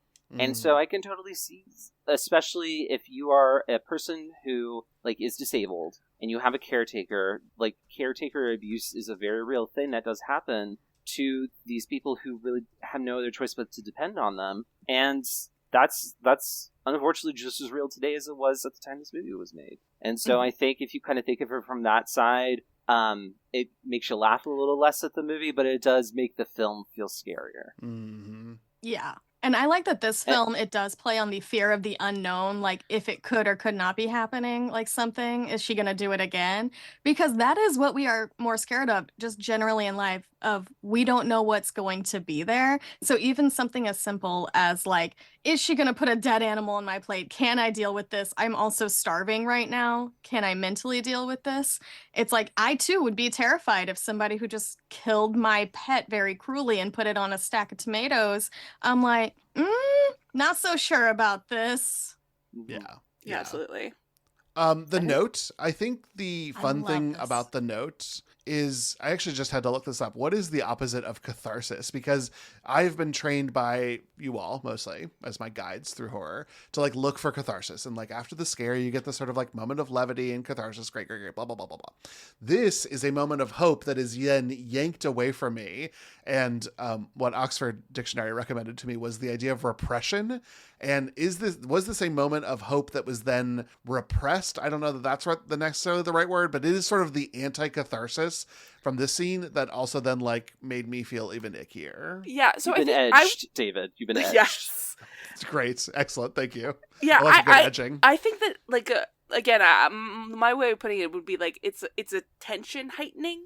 So again, you don't get the catharsis or release. It's just another notch of like tightening up the movie. Like every time that we have hope like that and it comes to nothing, it's just like another heightening of the film, you know? Mm-hmm. And we also have to talk about just the production design of the house, because like Blanche cannot open her window. There are bars around her window. The most she can do is kind of throw a note. And at this point, she's pretty weak, so she can't even shout too much. But also, I think she's scared of, what if my sister is back? Like, what's going on? Because her sister does control every facet of her life, like reads her mail, doesn't give her any of the mail from people, knows everything that's going on, listens to her phone calls. Exactly. So you just know the dread. It's like she's so close to getting somebody who would help if they knew, but it's just that dread that comes whenever Baby Jane, after getting the ad, comes and picks up the paper and is just like, I got things to say about this.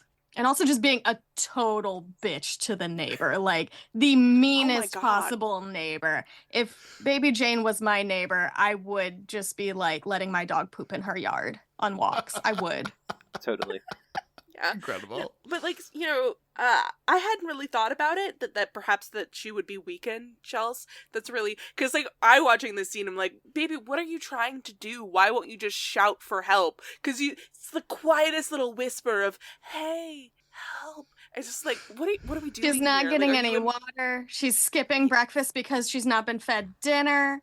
It's all of this is adding up slowly, and by the time we get to the end, yeah, no, I kind of read it as like kind of like a decorum thing, because she also takes the time to like type out the note, and then upon like thinking about it, then adds a handwritten like after thing. But like if she had just written the whole thing out by hand, it probably would have been faster, and like maybe she couldn't have gotten it to her. But it's like Blanche is kind of like limiting herself, because she doesn't want to impose in a kind of like, or like break her own rules of how she has to act.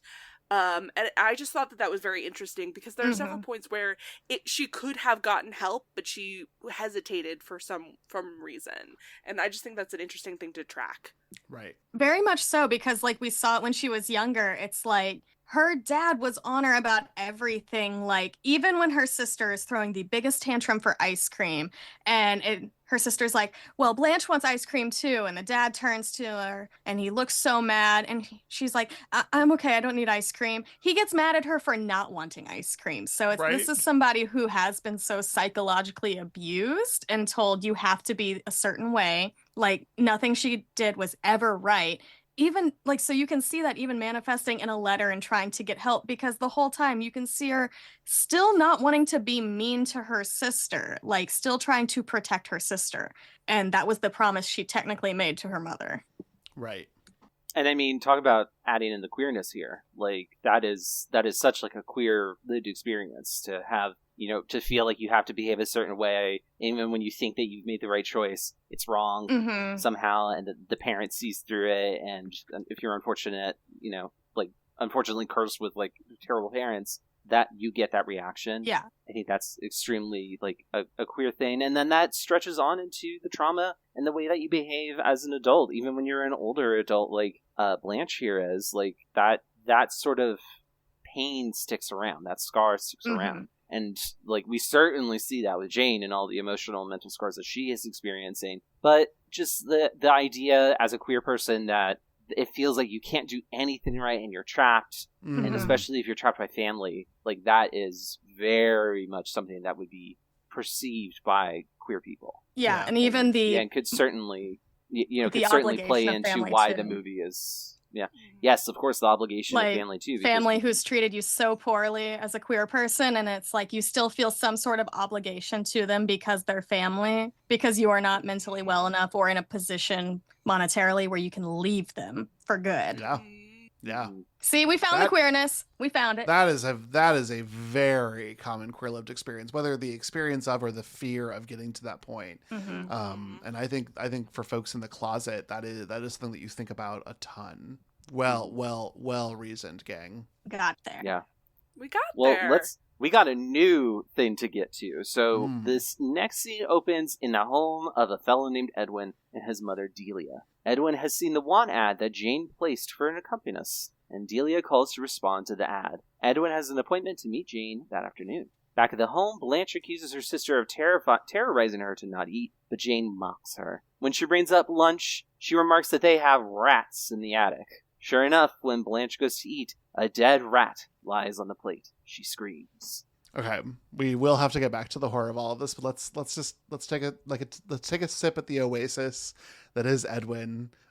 Chels clocked me like no one has ever been clocked ever in their life that Victor Buono is absolutely a David boyfriend, and the ways that I would treat this man so well, even in the 1960s, he deserved me in the 1960s. He needed me, and I wish that I could have been there for him. I even wish I could have been for him in the 70s when he was playing a slightly racist caricature of an Egyptian in the Batman. That's fine too. He was still... You can fix him. I can't fix Hollywood is the problem. I was going to say, you can't fix Hollywood. They're still doing that stuff. Yeah, I can't fix that bullshit, but he needed to eat, and I would have gone to dinner with him on that paycheck. Oh my gosh. Just the moment, like, I knew going into this, obviously I knew ever since I could read that this man was closeted and queer. And then once I knew we were doing this movie, and I'm like, wait, do I tell them or should I, like, you know, let them figure this out on their own? So, like, do we have to go find old, like, Playgirl magazines, see if he was in one for you, and just, like, frame this? Because I would love that. What a I would babe. love that so much. What a babe. I mean... What a babe. He's so cute. Those eyes, that fluffy hair. Fluffy. So fluffy. So conditioned. So much, probably, like, unnatural conditioner went into making this the most boyish looking version of this man, who is also, like, a legitimate, like, hunk of man. Just truly and honestly wonderful. I love his sort of put upon. I also am obsessed with this character. He is sort of put upon by his mother. So there's a little bit of, like, Norman Bates going on with this, but he's also like fucking Danny Ocean. Like, he is going to go con a woman out of her money and steal her gems or whatever. He's just he's in the wrong movie. This is the Be Gay, Do Crime we support, because I support gay scammers and schemers. It's one of my favorite things in the world. Like, this man, trailblazer. Like, Danny Ocean could never be this hot and, like, so smooth at what he's doing, knowing who to target. And I know you're not supposed to target elderly people and steal their money, but I feel like Baby Jane's an exception because she's doing some wild stuff. Yeah. Don't steal from old people. Did no one watch Thelma? But you can steal from Baby Jane. That's different. Baby Jane is not Thelma. So You know, David, let us not forget that Victor, how do you pronounce his name? Buono. I looked it Buono, up because yeah. I didn't know a couple days ago how to say it. Buono. So Victor Buono is a graduate from the Arbogast School of Portly Handsome Gentlemen. So it's interesting. Was I considering whether or not he is from what we sometimes name the Arbogast School, but I think he's too tall, Tyler. I think he's too tall. He is a very tall man. He's a very tall man. Should we have the Victor Buono School for tall Portly husky gentlemen? men? Absolutely. This can be an annex. This can be the annex where they build the door frames just a little higher. Mm-hmm. You know, this is so fun for me learning about y'all's taste because personally, this guy did not work for me at all. Like his I don't know what it was about him, but his like foppish nature, kind of like the way that he interacts with his mother versus with Jane, it was a little off-putting for me. I did not like. I know where you're coming from. I could see that. Yeah, that's an objectively handsome guy. I was not into this man. Yeah, I'm actually with you on that one, Marilee. He did not really come across to me as someone that I would want to spend much time with. Now, this is an interesting point of contention because I think he is a genuinely handsome actor. Yeah. The actor himself, I find quite appealing. His character, though, which is really it shows how much of how good of a performance he did in this movie. I found very repulsive all the way around. And I think that's intentional. Like, this guy is trying. At the end of the day, he's a dude who's trying to con an old lady. And you know, if it happens with Edwin and it happened with Jimmy McGill in Better Call Saul, it is happening here. Like, I'm sorry, but that's just how I feel about him. And I think there are moments in this movie that kind of drag a little bit. And I think some of those are connected to Edwin and Delia. Actually, I will not say Edwin and Delia because their scenes together are really fun. But I do think some of the Edwin scenes drag a little bit. I think there's just a little bit too much padding. If it were me, I think this movie could have been a little bit shorter. But it was not me, and I'm talking about the movie that exists today. Yeah. So I think he's a great actor. He did a great job in this performance. I find his character reprehensible. I am charmed by drunk Edwin showing up. There is a universe where him and Baby Jane are actually perfect for one another. Because they're both they are terrible. both bad people who are drunk and doing crazy stuff. Like, y'all, the scene where Baby Jane is pouring them both a drink, first off, they are pouring the biggest drinks I've ever seen in my life. They're like, how are they still standing? Right. That's like real alcohol too. That's not the watered down stuff we get This now. is 1960s. That was an iced tea. This is actually booze. Exactly. No, I am oddly charmed by him because it is Be Gay, Do Crimes. I don't think we're supposed to like him because he's doing bad things, but I do support bad people and especially bad gay people. So that's my morals. That's the thing. I normally am very into gay people committing crimes. He was very off-putting to me here, and I don't know what it was. But I think that's a good thing though, because he's supposed to. I think it means you have morals. Mm-hmm. I do not. Wow. It's okay. Unlike David and Chels are David's I could fix them. Chels is just no, you keep doing your thing. He's perfect. Keep going. Perfect. Go terrorize this person who is very much terrorizing somebody else. Well, I mean, also their scenes, Edwin and Delia, are so fun and feel very gay. That's absolutely that is every gay man and his mother. Totally, 100%. Even the sniping back and forth at each other, but also it's clearly it's kind of clear that they do love each other, and Delia pretends to be the secretary, and they have a lot of fun with that. God, I love that moment specifically. Can we talk about that? Delia calls up and pretends to be the secretary, and in the table setting for this moment, somebody says that, oh, it'll be so impressive, the client to think that you have a secretary. And then on the phone, if you look at Baby Jane's face during that scene, she was like, yeah, I'm his secretary. She looks impressed, and I laughed out loud. I thought that was good. Such a funny little moment. But again, so good. I think the reason that it felt a little grindy, Tyler, is that was a heist movie. That was a con movie. That was a different film. And that's why I think it because what you want is you want to go I mean, I don't want it, but I want Jane to go terrorize her sister. That's what I'm here for. Like that's what I bought my ticket for. And so this introduces a character that's going to be really important to that plot, but it takes a while for that to pay off. And I think that's the thing that feels a little, not bloated is the wrong word, but like just a little heavy. Yes, I would agree with that. I think it's kind of like I've made a BLT, and it's like, surprise, here's like some turkey and more lettuce on top, and it's like, thank you, but I didn't ask for this. Yeah, I just wanted the BLT, and I think I think it makes the film like a little heavier and a little bit more padded. But at the same time, like it's fun to watch, so I'm not here to complain that much. Mm-hmm. Now, what's not gay. fun? They're being gay together. Like, what the fuck? How am I going to complain? But what is not fun is this rat situation. Oh yeah, I thought it was fun, but for different reasons than the movie intended. it was camp, and again, I want to point out, very nice bed of cut tomatoes. How many tomatoes do they order specifically so that baby Jane can put dead animals on them? Because we know she ain't cutting those tomatoes herself. Yeah, poor Elvira's been cutting up tomato slices for like the whole week, and Jane is just like, I'm gonna put them all on this plate. Oh my god! I wonder, do you think maybe it's the same tomatoes from the bird? Like these are couple days old tomatoes? Honestly, that'd be even better if it was. I hope it is. I hope this is the reality. You know what? This is the rumor we're starting here. The falsehood I'm going with about this film. Everybody else, rivalry. Me, no, they use the same tomatoes every time, and they were getting rotten and rotten and rotten every day. It would make it worse. It would make the whole experience even more terrible to her sister, which is probably beautiful. the point. This is our fan fiction. Acting. I love it. There's rats in the attic. Like, that's such a it's such a good line delivery because it's just so, again, heightened. It's too much, but it's so good at the same time. And then just pulling off the cloche, and it's like, boom, there's a big fucking rat on the plate. Huge rat. Huge rat. Big rat. That was somebody's pet, y'all. Ooh, I don't care for that. They flew that from New York. That rat still had a slice of pizza in its mouth on the way in.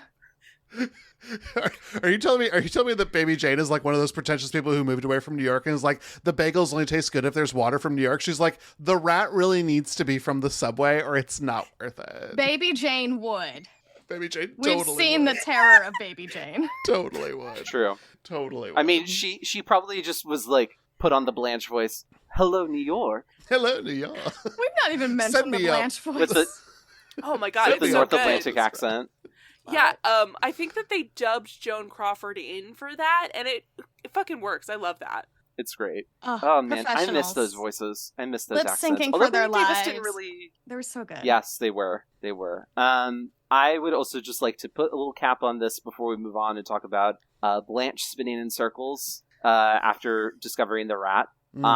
Simply too much. Simply total camp. But also, like, it still kind of works because it's perfect. The rat was just so big that I would also be reeling and spinning around. Like, well, and that's a scary it's a campy scary angle, but to shoot from above is unusual. Like we like toggled to like design mode in The Sims. Like, this is some like fucked up angle to look at a human being, especially a human being that is seated. And I loved the frenetic energy of it, but it was camp. I truly and honestly no other way to describe it.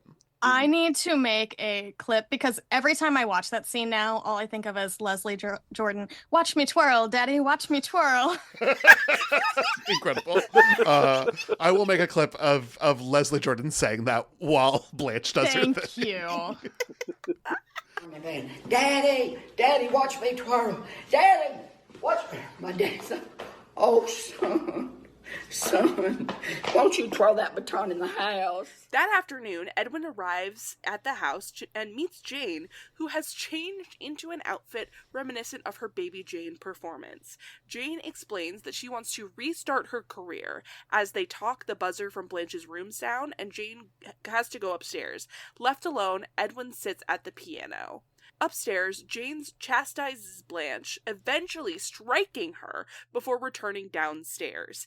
Edwin is playing I've Written a Letter to Daddy, and Jane sings along with his playing. When they finish, Jane hires him and offers him a ride home. God, so much happens in this little bit. The performance is so fucked. Yeah, it is. It's not bad, I guess is what it is. But it's not good, and it's just scary. It is like she is trying to be a little girl, and that is not who she is. It really, like, the uncanny valley of it, of this grown adult woman trying to become her younger self, is genuinely, it adds this aura of, oh, I don't like that about the whole thing, and her singing isn't great either. Exactly. Like, the psychosis is psychosising hard in this scene. We really see what's going on. Just the outfit. And then I love that Bette Davis is not a singer at all and is just fully going for it, knowing exactly what she needs to do to convey that the delulu.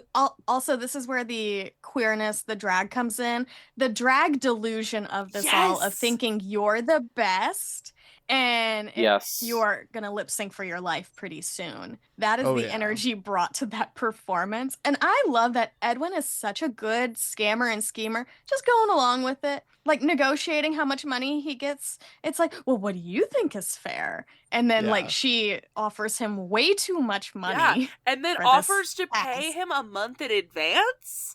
Yeah. Take the money and run, Edwin. Gotta go. Also, he puts on a British accent here for funsies. Insane. Oh, because like they have like more of a London accent, right? Edwin and his mother, and then he comes here and it's more of the King's English. Or I guess by now it's the Queen's English. Well, it's King's again now, unfortunately. Yeah. Sorry, buddy. We're gonna say it's the Queen's. I do not acknowledge men like that. Them royals. Oh, same. No. You're a delight, and I'm so glad you're here. Also, this is at this point is when Jane rips out the buzzer from Blanche's room, completely isolating her, and that is like unsettling. And this is also the point where I was talking about earlier, when Edwin is in the house at several points, like Blanche is upstairs hiding, and she could very easily call out to him and get help, but she is paralyzed and can't do it. Could she though? Because when's the last time this woman's had real food?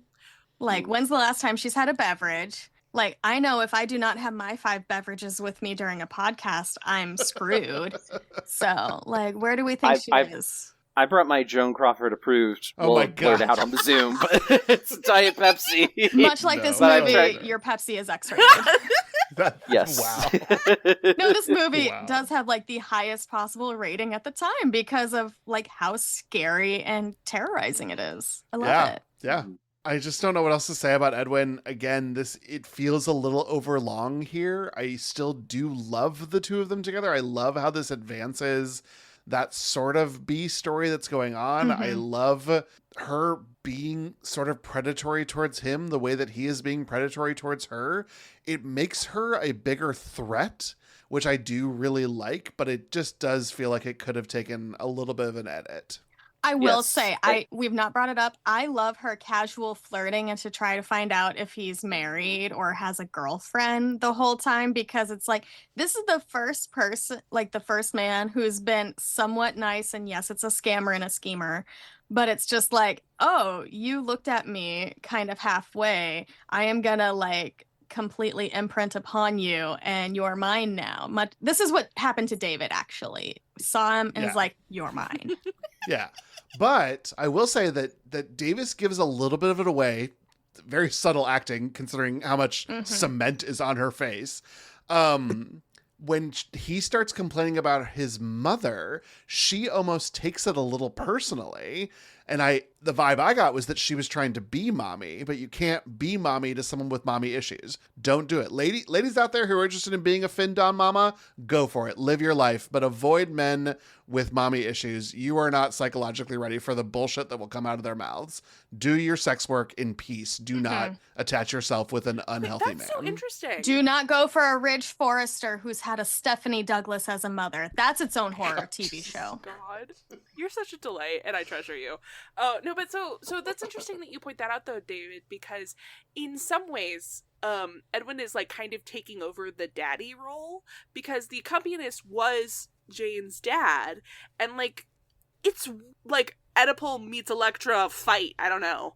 Oh yeah, Dr. Freud. This was his era, Marilee. This is like the Freudian era. That is what we know about psychology right now.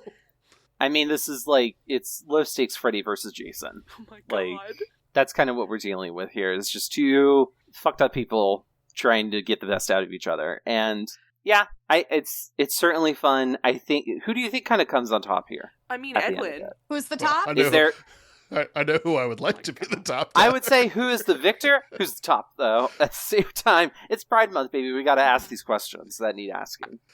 No, I mean, I think I truly, my non-joke answer is it's Jane. Jane still wields all the power here. Even a small win for Edwin is never going to take away where Jane gets the source of her stuff, because to her, it is the memory of her being a child, and you can't actually quench that. That's what makes her so horrifying. And so I think she keeps all of her power. I would call her the winner of this tete-a-tete. Mm-hmm. Agreed. All right, well, while Jane is away driving Edwin home, a starving Blanche crawls downstairs to the only working phone. She successfully calls the doctor and begs him to come and help, and he agrees to come, but then Jane is there. She assaults her sister, knocking her unconscious, and then Jane calls the doctor back, impersonates her sister, and lies to get him to not come. Man, this is so much. I feel like this is more horrifying than most horror movies with blood and guts. I'm like, no, she's physically beating her paraplegic sister who's starving to death. With like some not joking around kicks. Like that, a kick is a thing, y'all. Yeah. And then this is very. When I was doing my research on the feud, the alleged feud, one of the things that became kind of an urban legend from this was that when they were filming this scene, Joan Crawford said, "Get a stunt double for this because I don't trust Bette Davis not to actually hit me." And allegedly there is a shot of, where they couldn't get a stunt actress. Bette Davis really did nail Joan Crawford. But again, hypothetical, this is all urban myth kind of deal. But I mean, like, Bette Davis is really wailing on the actress playing Blanche here, like, stunt double or not. Like, she's really going. And, like, that is also part of what amplifies the fear, is because, like, we kind of get used to Jane trying to be a small, young, couldn't hurt a fly kind of child. But then when we see that Jane come out that we saw stage dooring back in 1917 demanding ice cream, it's scary. Because it's like, no, this is a fully grown adult woman. And even if she is older and her body is probably failing because of all the alcohol that she drinks, she still gets that kick in, and it's quite abusive and horrifying. This whole thing starts to really feel like we're kind of coming back to, like, this shit actually happens in real life. Yeah. Between caretakers and then people with disabilities. So really spooky. Marilee, I did not notice this scene that you're about to talk about in your notes here. Can you talk to us about that? When Jane first leaves the house, Blanche immediately goes to Jane's room because that's like her first area. It's the only other place that we see upstairs. So she goes and she's like trying to find food, and she finds some chocolates, which, by the way, absolutely horrendous audio if you have misophonia of Blanche just scarfing these chocolates in her mouth. Awful. Hated that. Mm-hmm. But then directly underneath those, what she does is she finds a sheet of paper where Jane has been like copying Blanche's handwriting, and then even underneath that she sees like a bunch of checks. And like earlier in the movie, Blanche had kind of joked with giant air quotes. I'm not as good as making audio air quotes as Chels is, so you have to like bear with me here.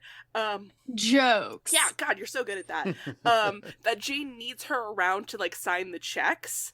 But then she discovers the checkbook. She like looks through and sees things that she didn't sign for have been pulled off. So like Jane has been forging her signature, and like the oh shit like look on Blanche's face is so incredibly delivered by Crawford here. It just like it's something. And then this is the point where then she's like has to like crawl down the stairs because she knows that this is it. Like there's nothing that Jane needs her for now, and it's just like the heightening the dramatic tension. It's all working on like triple speed here, and it's fucking fantastic.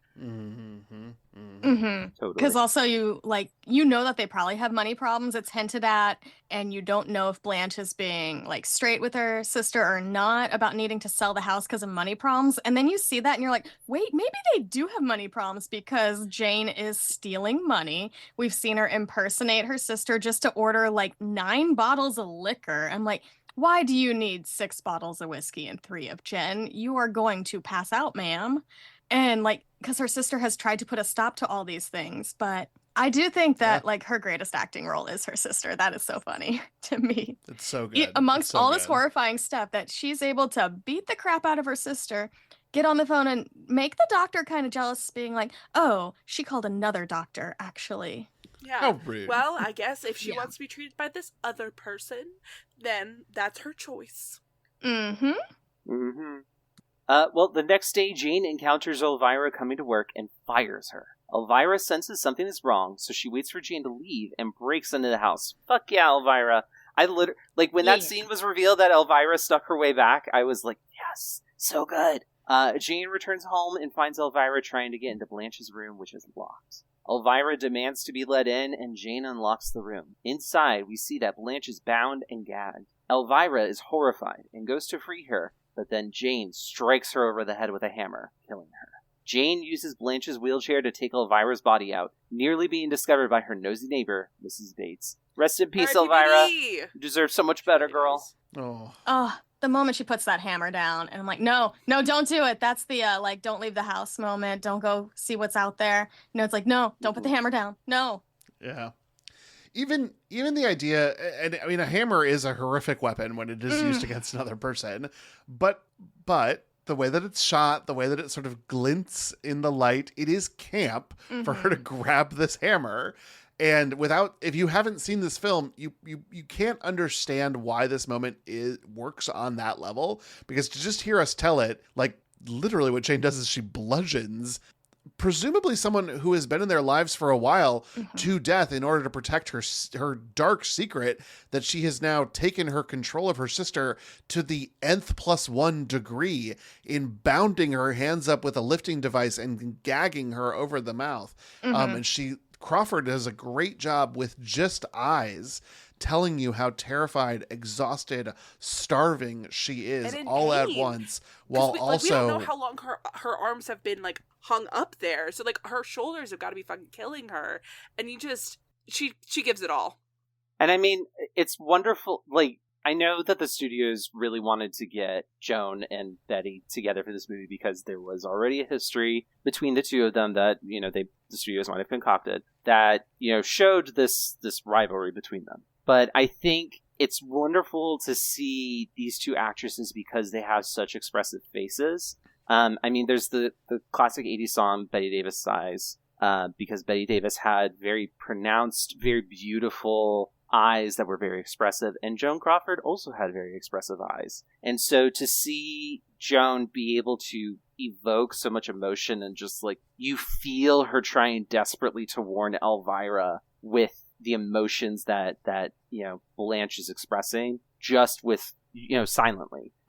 It's so good. It's so wonderful to see this performance. And then we really see quite the turn with Betty Davis in her performance as Jane after she kills Elvira, because she goes from being very like powerful in like a spoiled Angelica Pickles kind of way, where she's just like, I have all the power here, so I'm going to lord it over the people who are subservient to me. Now she's like scared child mode. Like, I have done something and I instantly regret it because I know that this is bad and there is no easy way out of here. I need my father to get me out of this, but my dad's not here. Yeah. God, it was so good. Yeah, it's great and then stuff. Also, bye-bye, Mrs. Bates. You are done from the narrative here. This is the last time we see you after, like, narrowly avoiding seeing Jane wheeling Elvira's body out. And I just want to say, you were completely useless, bestie. Love to see ya. Maybe There's the good for universe Mrs. where Bates. she's in here more, I feel like. Another film would have used her more. Yes. Yeah. But I also feel like maybe it was good for Mrs. Bates to be useless because it does seem like the body count would have amped up. If Elvira was discovered, I do think Jane would have killed Mrs. Bates. Agree. For sure. And then probably her daughter, too, which would have been pretty funny. Yeah. Yeah.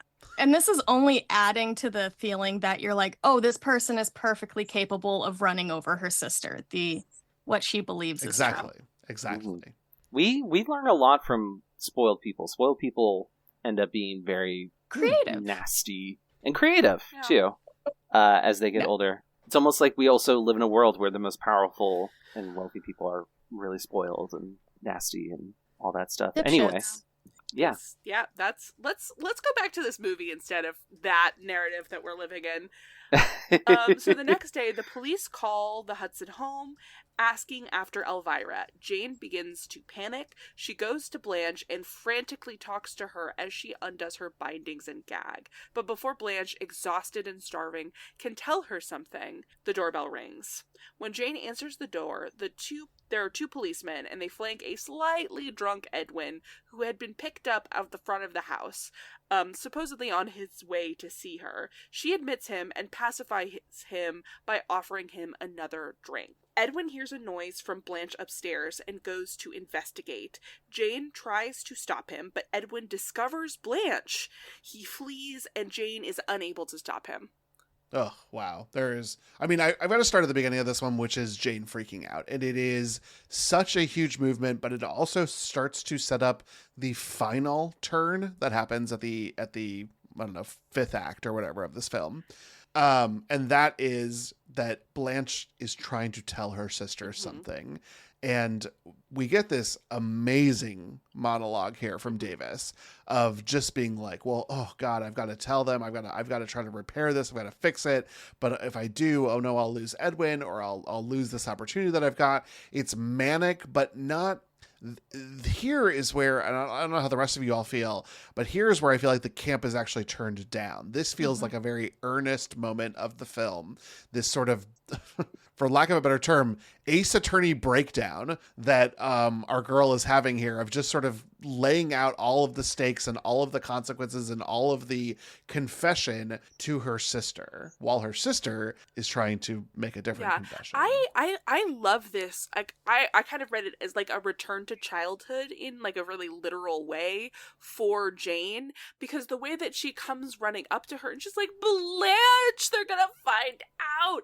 Like that was like a sister running to her like child sister and like trying to talk about how somebody's gonna discover that she got into trouble, and it was wild to see these incredibly childlike mannerisms on this adult woman, and I really thought that like Davis killed it in this scene.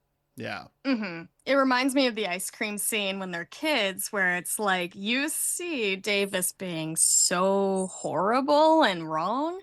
And then it's just like, well, I got to take care of my sister too. Like when she was little, being like, well, Blanche wants some too. Yeah, Blanche gets ice cream.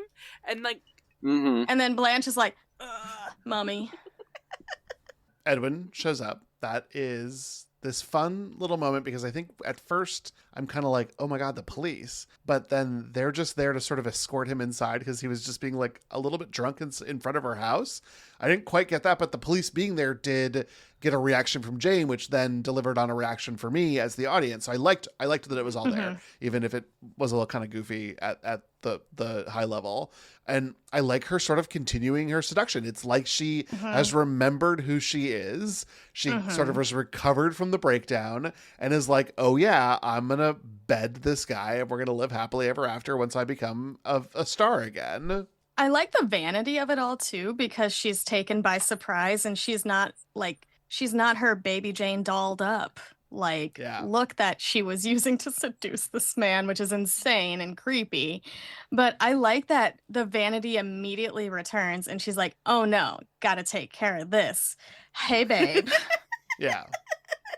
Let's get a drink. I'm gonna pour you the biggest glass of whiskey I've ever seen in my life.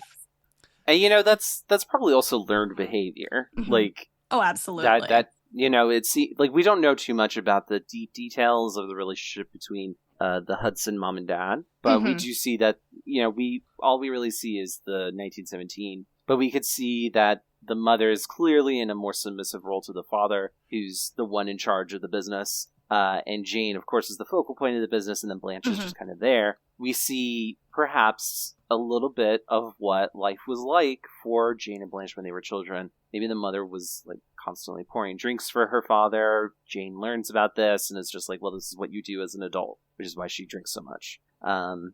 This is probably coming back to that feeling for her, just like, well, I've got to make the man happy so that he'll stay with me and he won't run away like any other man has ever done. And so let me just keep on pushing drinks on him, and it ends up, falling apart.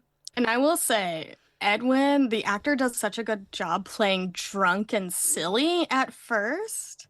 And then, like, slowly, as he realizes what's going on, being drunk and terrified Yeah. and just so uncomfortable with what's going on. I think he does an amazing job in all of these his scenes. line read I on agree. she's dying is like legit haunting. Mm-hmm.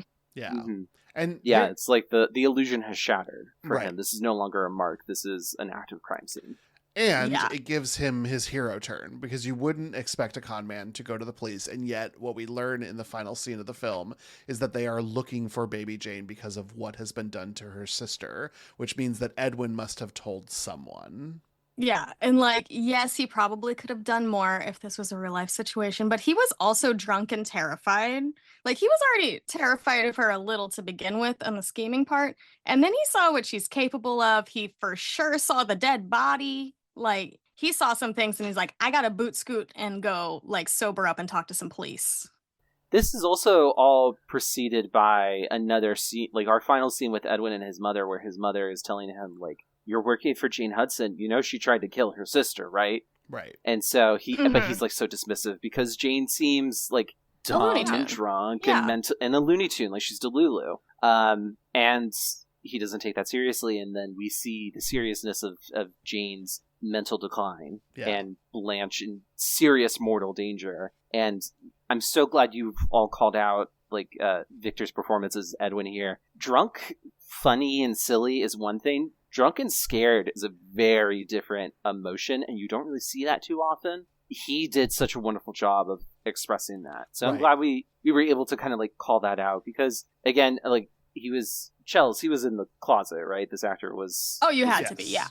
yeah. Yeah. Yeah. So like it's nice to give our flowers to a gay man doing a very wonderful performance here. Mm-hmm. Especially because like I think we can also, as another portly gay person, if I were in that situation, I would feel very similar. And in fact, I think I've been in situations where I'm just like, oh, I'm in a bad place. I got to get out of here. Yeah. Yeah. And in that moment, you are not thinking about like, I'm going to stop and call the police. You're like, first things first, I need to leave. Well, and And so And that that's saves his life, probably. And 100%. Because we as an observing audience can be like, Bono has like at least 100 pounds on Davis. Like you could take Jane down, Edwin, you really could. But when you are in that moment and your brain is being flooded with this stress hormone to get you to fight or get the fuck out, the get the fuck out is what wins, because you think of yourself as small and you think about yourself as a target for attack, and that changes the dynamic. And I think that it's particularly interesting that they used an actor of such tremendous size in height and frame to play Edwin, and especially how that delivers here. But my last pitch, and I've said it before on the podcast, but for more good, drunk, scared acting, we must watch Bodies, Bodies, Bodies, because it is truly some of the most incredible, wide-eyed, except that they're so stoned that their eyes can't get wide, that I've ever seen on film. So we will watch it eventually. definitely. He should have been in Bodies, Bodies, Bodies. He would have done great. Well, he would have been a body, because He- he's been dead for a really long time. he would have With been the my- body, yaddy, yaddy. He would have been my body. With the body, yaddy, yaddy, yaddy. Anyway. All right, last scene, and I don't know, like heartbreaking in so many different ways, and I am very excited to talk about it as a trio or as a quad tick on this. Jane has taken her sister to the beach. Blanche lies dying while Jane plays in the sand, childlike. Blanche uses her energy to tell Jane that the one responsible for the car accident was not Jane, but in fact was Blanche's fault all along. Released from the guilt that she carried for her entire life, Jane realizes that all this time they could have been friends. The police find Jane and a crowd gathers, and as the police ask Jane about her sister, Jane realizes that she has an audience and she begins to dance, and that takes us into credits. We could have been friends this whole time. So good. Ugh. I was not expecting to get hammered by emotion. Yeah, it is such a good, it is childlike delivery. I think that, Tyler, you brought up that she was so childlike when she sort of panicked earlier, but that is a very childlike delivery of realizing that like a bridge was burned that need not have been. Like, to me, I think that's the moment. Part of what's so tragic about it is that I think that's the moment where Jane's sanity has completely left the building. And she has surrendered to the mental illness that has been it has been really kind of partially started or inflamed by Blanche getting into this accident in the first, not an accident, but causing this car accident in the first place. I just said accident again. This murder attempt. It sucks. This murder More attempt. of an You're incident right. than That's an accident. Mhm. true. Yes, exactly. Well, brutal. Yeah. Brutal stuff. And I just think that, rewatching the film, you get, like, a whole lot more nuance. Like, why was Blanche, like, living for 30 years in a house where she can't get to, like, half of it, she can't escape? It's because, at least at some level, she said that she deliberately, like, took Jane's life and, like, stole all of these years from her. She was doing this on purpose. She wanted Jane to feel guilty and, like, have to take care of her, which really bit her in the ass later on. And like, you can see all of these other things, these little meannesses where, like, the ringing of the buzzer may be deliberate, to fuck with Jane before Jane kind of, like, turns on her. There's just so much there. Just an incredible film. Yeah, like, you realize that Blanche had been taking care of her sister this whole time throughout her career and stuff whenever her sister was a monster, and you kind of see it because the reason she tries to run over her sister is because her sister was mocking her and being rude to her, even though, like, Blanche is the only reason Baby Jane still had a career at that point. And she had just finally snapped. Like, we saw it in the eyes of the child that she's ready to snap this person, and then she does try to, but Baby Jane quick on her feet and is like, nope, gotta go on a bender. And She's a dancer. Exactly. And so she's like, you know what? This person is not going to change. So I'm just going to let everybody believe what the police assumed, that my sister tried to run me over. And I do love that by that point, she is so childlike. She's running up to the ice cream stand and they're listing ice creams and she's like, 2 big strawberry ones. She looks like a toddler. Yeah, and then she, like, runs Yeah. away and they're like, hey, that was 47 cents. Imagine buying 2 ice cream cones for 47 cents. Oh my gosh. Mm-hmm. The dream. But I will say, this is the part of the movie that did drag for me, where they go from house to beach, because there's so much conversation with police officers at the ice cream stand. There's, like, Scooby-Doo sound effects in this area. I have to credit my friend Sophia for, like, saying that there's some Scooby-Doo sound effects in this movie, because there are, complimentary. But I do think this is the part of the movie where it could have been trimmed down more, because at least the scenes with, like, Edwin and his mom added to the story. This, I feel This like, was all about, like, are we all trying to justify for an ice cream bit at the end? I think at least part of it is, like, there to, like, wrap some story up, because there's a lot of conversation about Elvira's body being found, and, like, people are looking for Baby Jane, and, like, not those 2 incidents together. So, like, I kind of get why they're there, but I do think that it kind of detracts from, like, the core of the movie, which is happening 3 feet away over on the sand. Yeah. Like, it takes away from the momentum of the sisters. I don't care about cops. Like, I mean, honestly, we do probably need somebody stepping in at this moment, but you kind of want it just to be the sisters by the end. Right.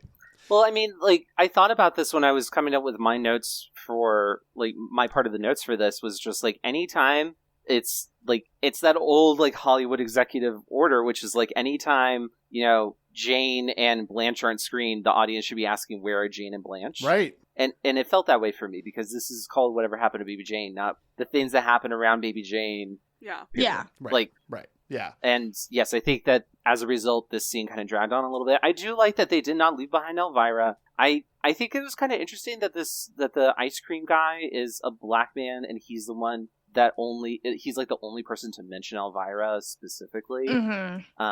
I think that's kind of like an interesting connection, but I'll admit I'm not fully versed in an idea of what to say about that. But I think it's exactly what we said. Like, this is kind of elongated as it is, because it's trying to wrap up a whole bunch of plot pieces, and I think it could have been done much more smoothly, and could have still integrated Jane and Blanche much more easily, because the heart of this scene is the admission from Blanche of what happened, and everything should be based around that. Yeah. And it didn't really feel that way. So until, like, the last 2 minutes. For me, this scene played a little bit differently than you all took it, because I did not believe Blanche. I thought that this was a story to try to build pathos for her sister to try to go and finally get help. And that was my read on Blanche's confession, that this was not actually a confession of wrongdoing, but this was about her trying to essentially gaslight her sister into like finally changing what was going on.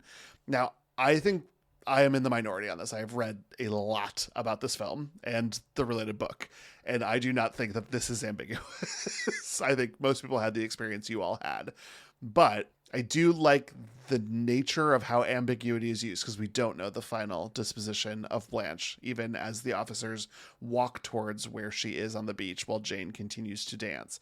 We do not get a sequence of her opening her eyes in an ER with like tubes. There is no resolution on the story, and I love that. For me, ambiguity is playing in two different levers, but for everyone, ambiguity was at least playing on the outcome of the hero character that we had always looked towards. I think that's actually a really awesome point, David, because I haven't really found an opportunity to talk about it, but like another theme in this movie really is like the ambiguity of truth, because everyone seems to have two different versions of what's happening. Yep. So we see what Blanche is experiencing, and Jane is covering that up. Jane is pretending to be Blanche, down from voice to signature. We don't know the truth of what happens to Blanche at the very end.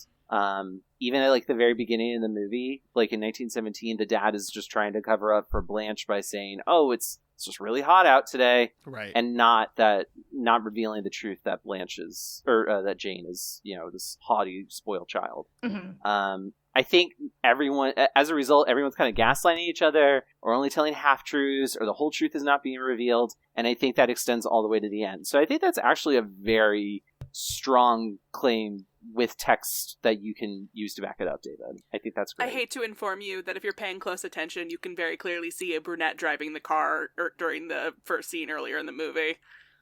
Yeah. Oh, really? Well, yeah, as an overhead shot, when you see the... She was drunk at a party and would not be able to drive. But as the car turns in, you see an overhead shot, and there's very clearly a brunette driving and a blonde in the seat. Sorry to be a hater. But well, that's upon repeated viewing, too. Yeah. Like, I think if this is your first time seeing that, I think that's legit. I think it also... We don't see that, like, we see that overhead shot, but we don't actually see have to be looking for it. Drives the car. Yeah, you basically have to look for it. So, David, I still think... Yeah, I still think you have a legitimate claim there. Well, I think that's still valid. The point of seeing art on screen is not to CSI theater every and experience. I'm just saying that because I'm a hater. Honestly, I think that David is a more valid read, because that is how you experience the art, and we all bring ourselves to movies, and I think that is death to the author. That's a really fun way to think about it, frankly. And it is like based off of the themes of this film. I love that. I think that totally plays into what we've discussed so far. So I think every reading that we've just discussed is valid. I think at the end of the day, though, that actually leads us to like the very end of the podcast and our final questions that we asked. So, David, do you want to take us home? Sure. So before we wrap up, let's revisit the questions that brought us here today, thinking about the conversation that we've had, thinking about all the things that we've learned, thinking about the ways that we have changed each other's experience of this movie. Do we think this was still a horror movie? And more importantly, was it queer? We haven't really talked about this, but this is the point where I get to pitch my fun fan theories at you. So get ready. Blanche and Elvira as a couple, discuss. They literally want to live together. Yes, thank you. Like, had they been able to live together, they would be two older ladies living together. They'd be called friends. They'd be called pals. Like, this is a theory we need to entertain. Yeah, no, because, like... I agree. The whole point, like, Elvira is reported missing by a cousin. There's no mention of a husband or anything like that. Just two gal pals living together. One's a live-in companion. Yes. My favorite historical thing. Yeah. Mm-hmm. Yeah, and like, you know, Jane very clearly has an interest in men and is worried about like Blanche stealing this man's affection, but like we never see Blanche talk to a man even once in the entire runtime of the film. She hasn't seen a man since she was a child. So I just think that that's a fun, interesting thing that we could think about.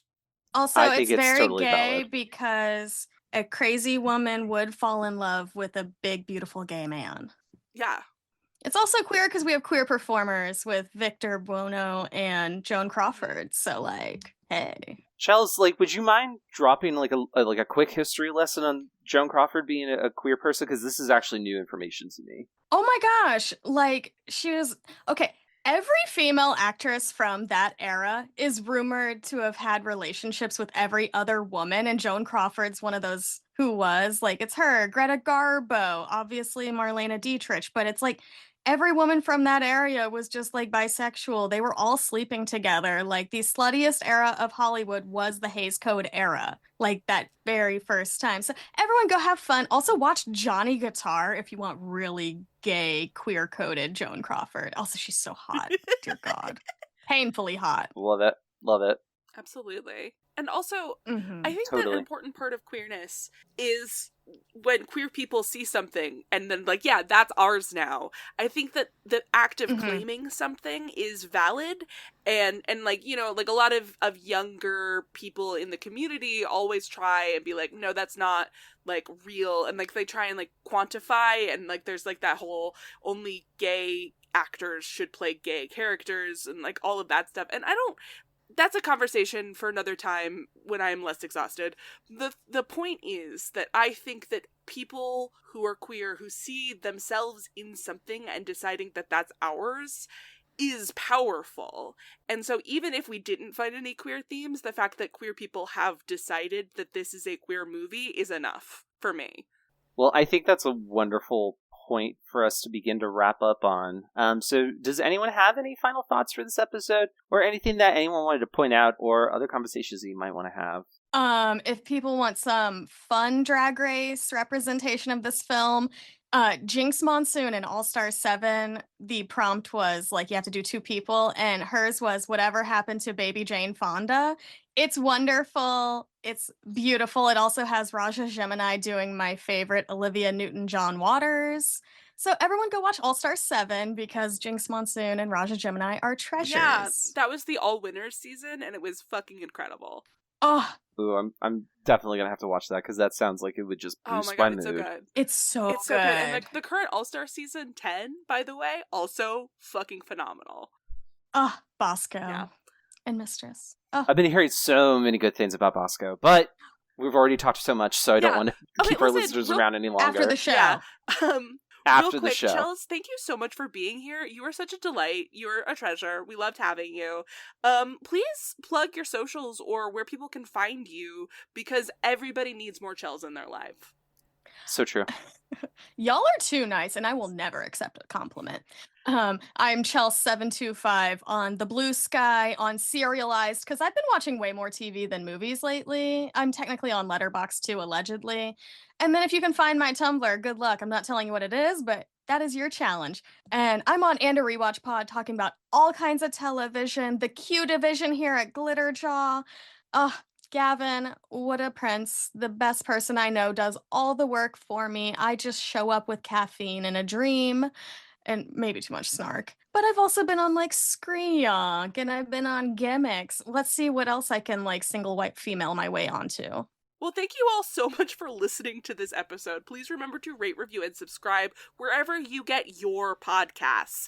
If you're looking to offload one of your genuine Baby Jane dolls, look us up on Instagram and Blue Sky at FearCodedPod. This podcast is a proud part of the aforementioned Glitterjaw Queer Podcast Collective, and because we're celebrating Pride Month all month long with these divas, we'll be having guests from other Glitterjaw shows on for the rest of the month. But if you'd like to listen to the podcast where they all came from, you can check out the full roster of Glitterjaw shows at glitterjaw.com. And join us next week as we continue to celebrate divas all month long, and we summon the man of our dreams, the devil, with the 1987 film The Witches of Eastwick. But for now, we will simply say goodbye. Bye.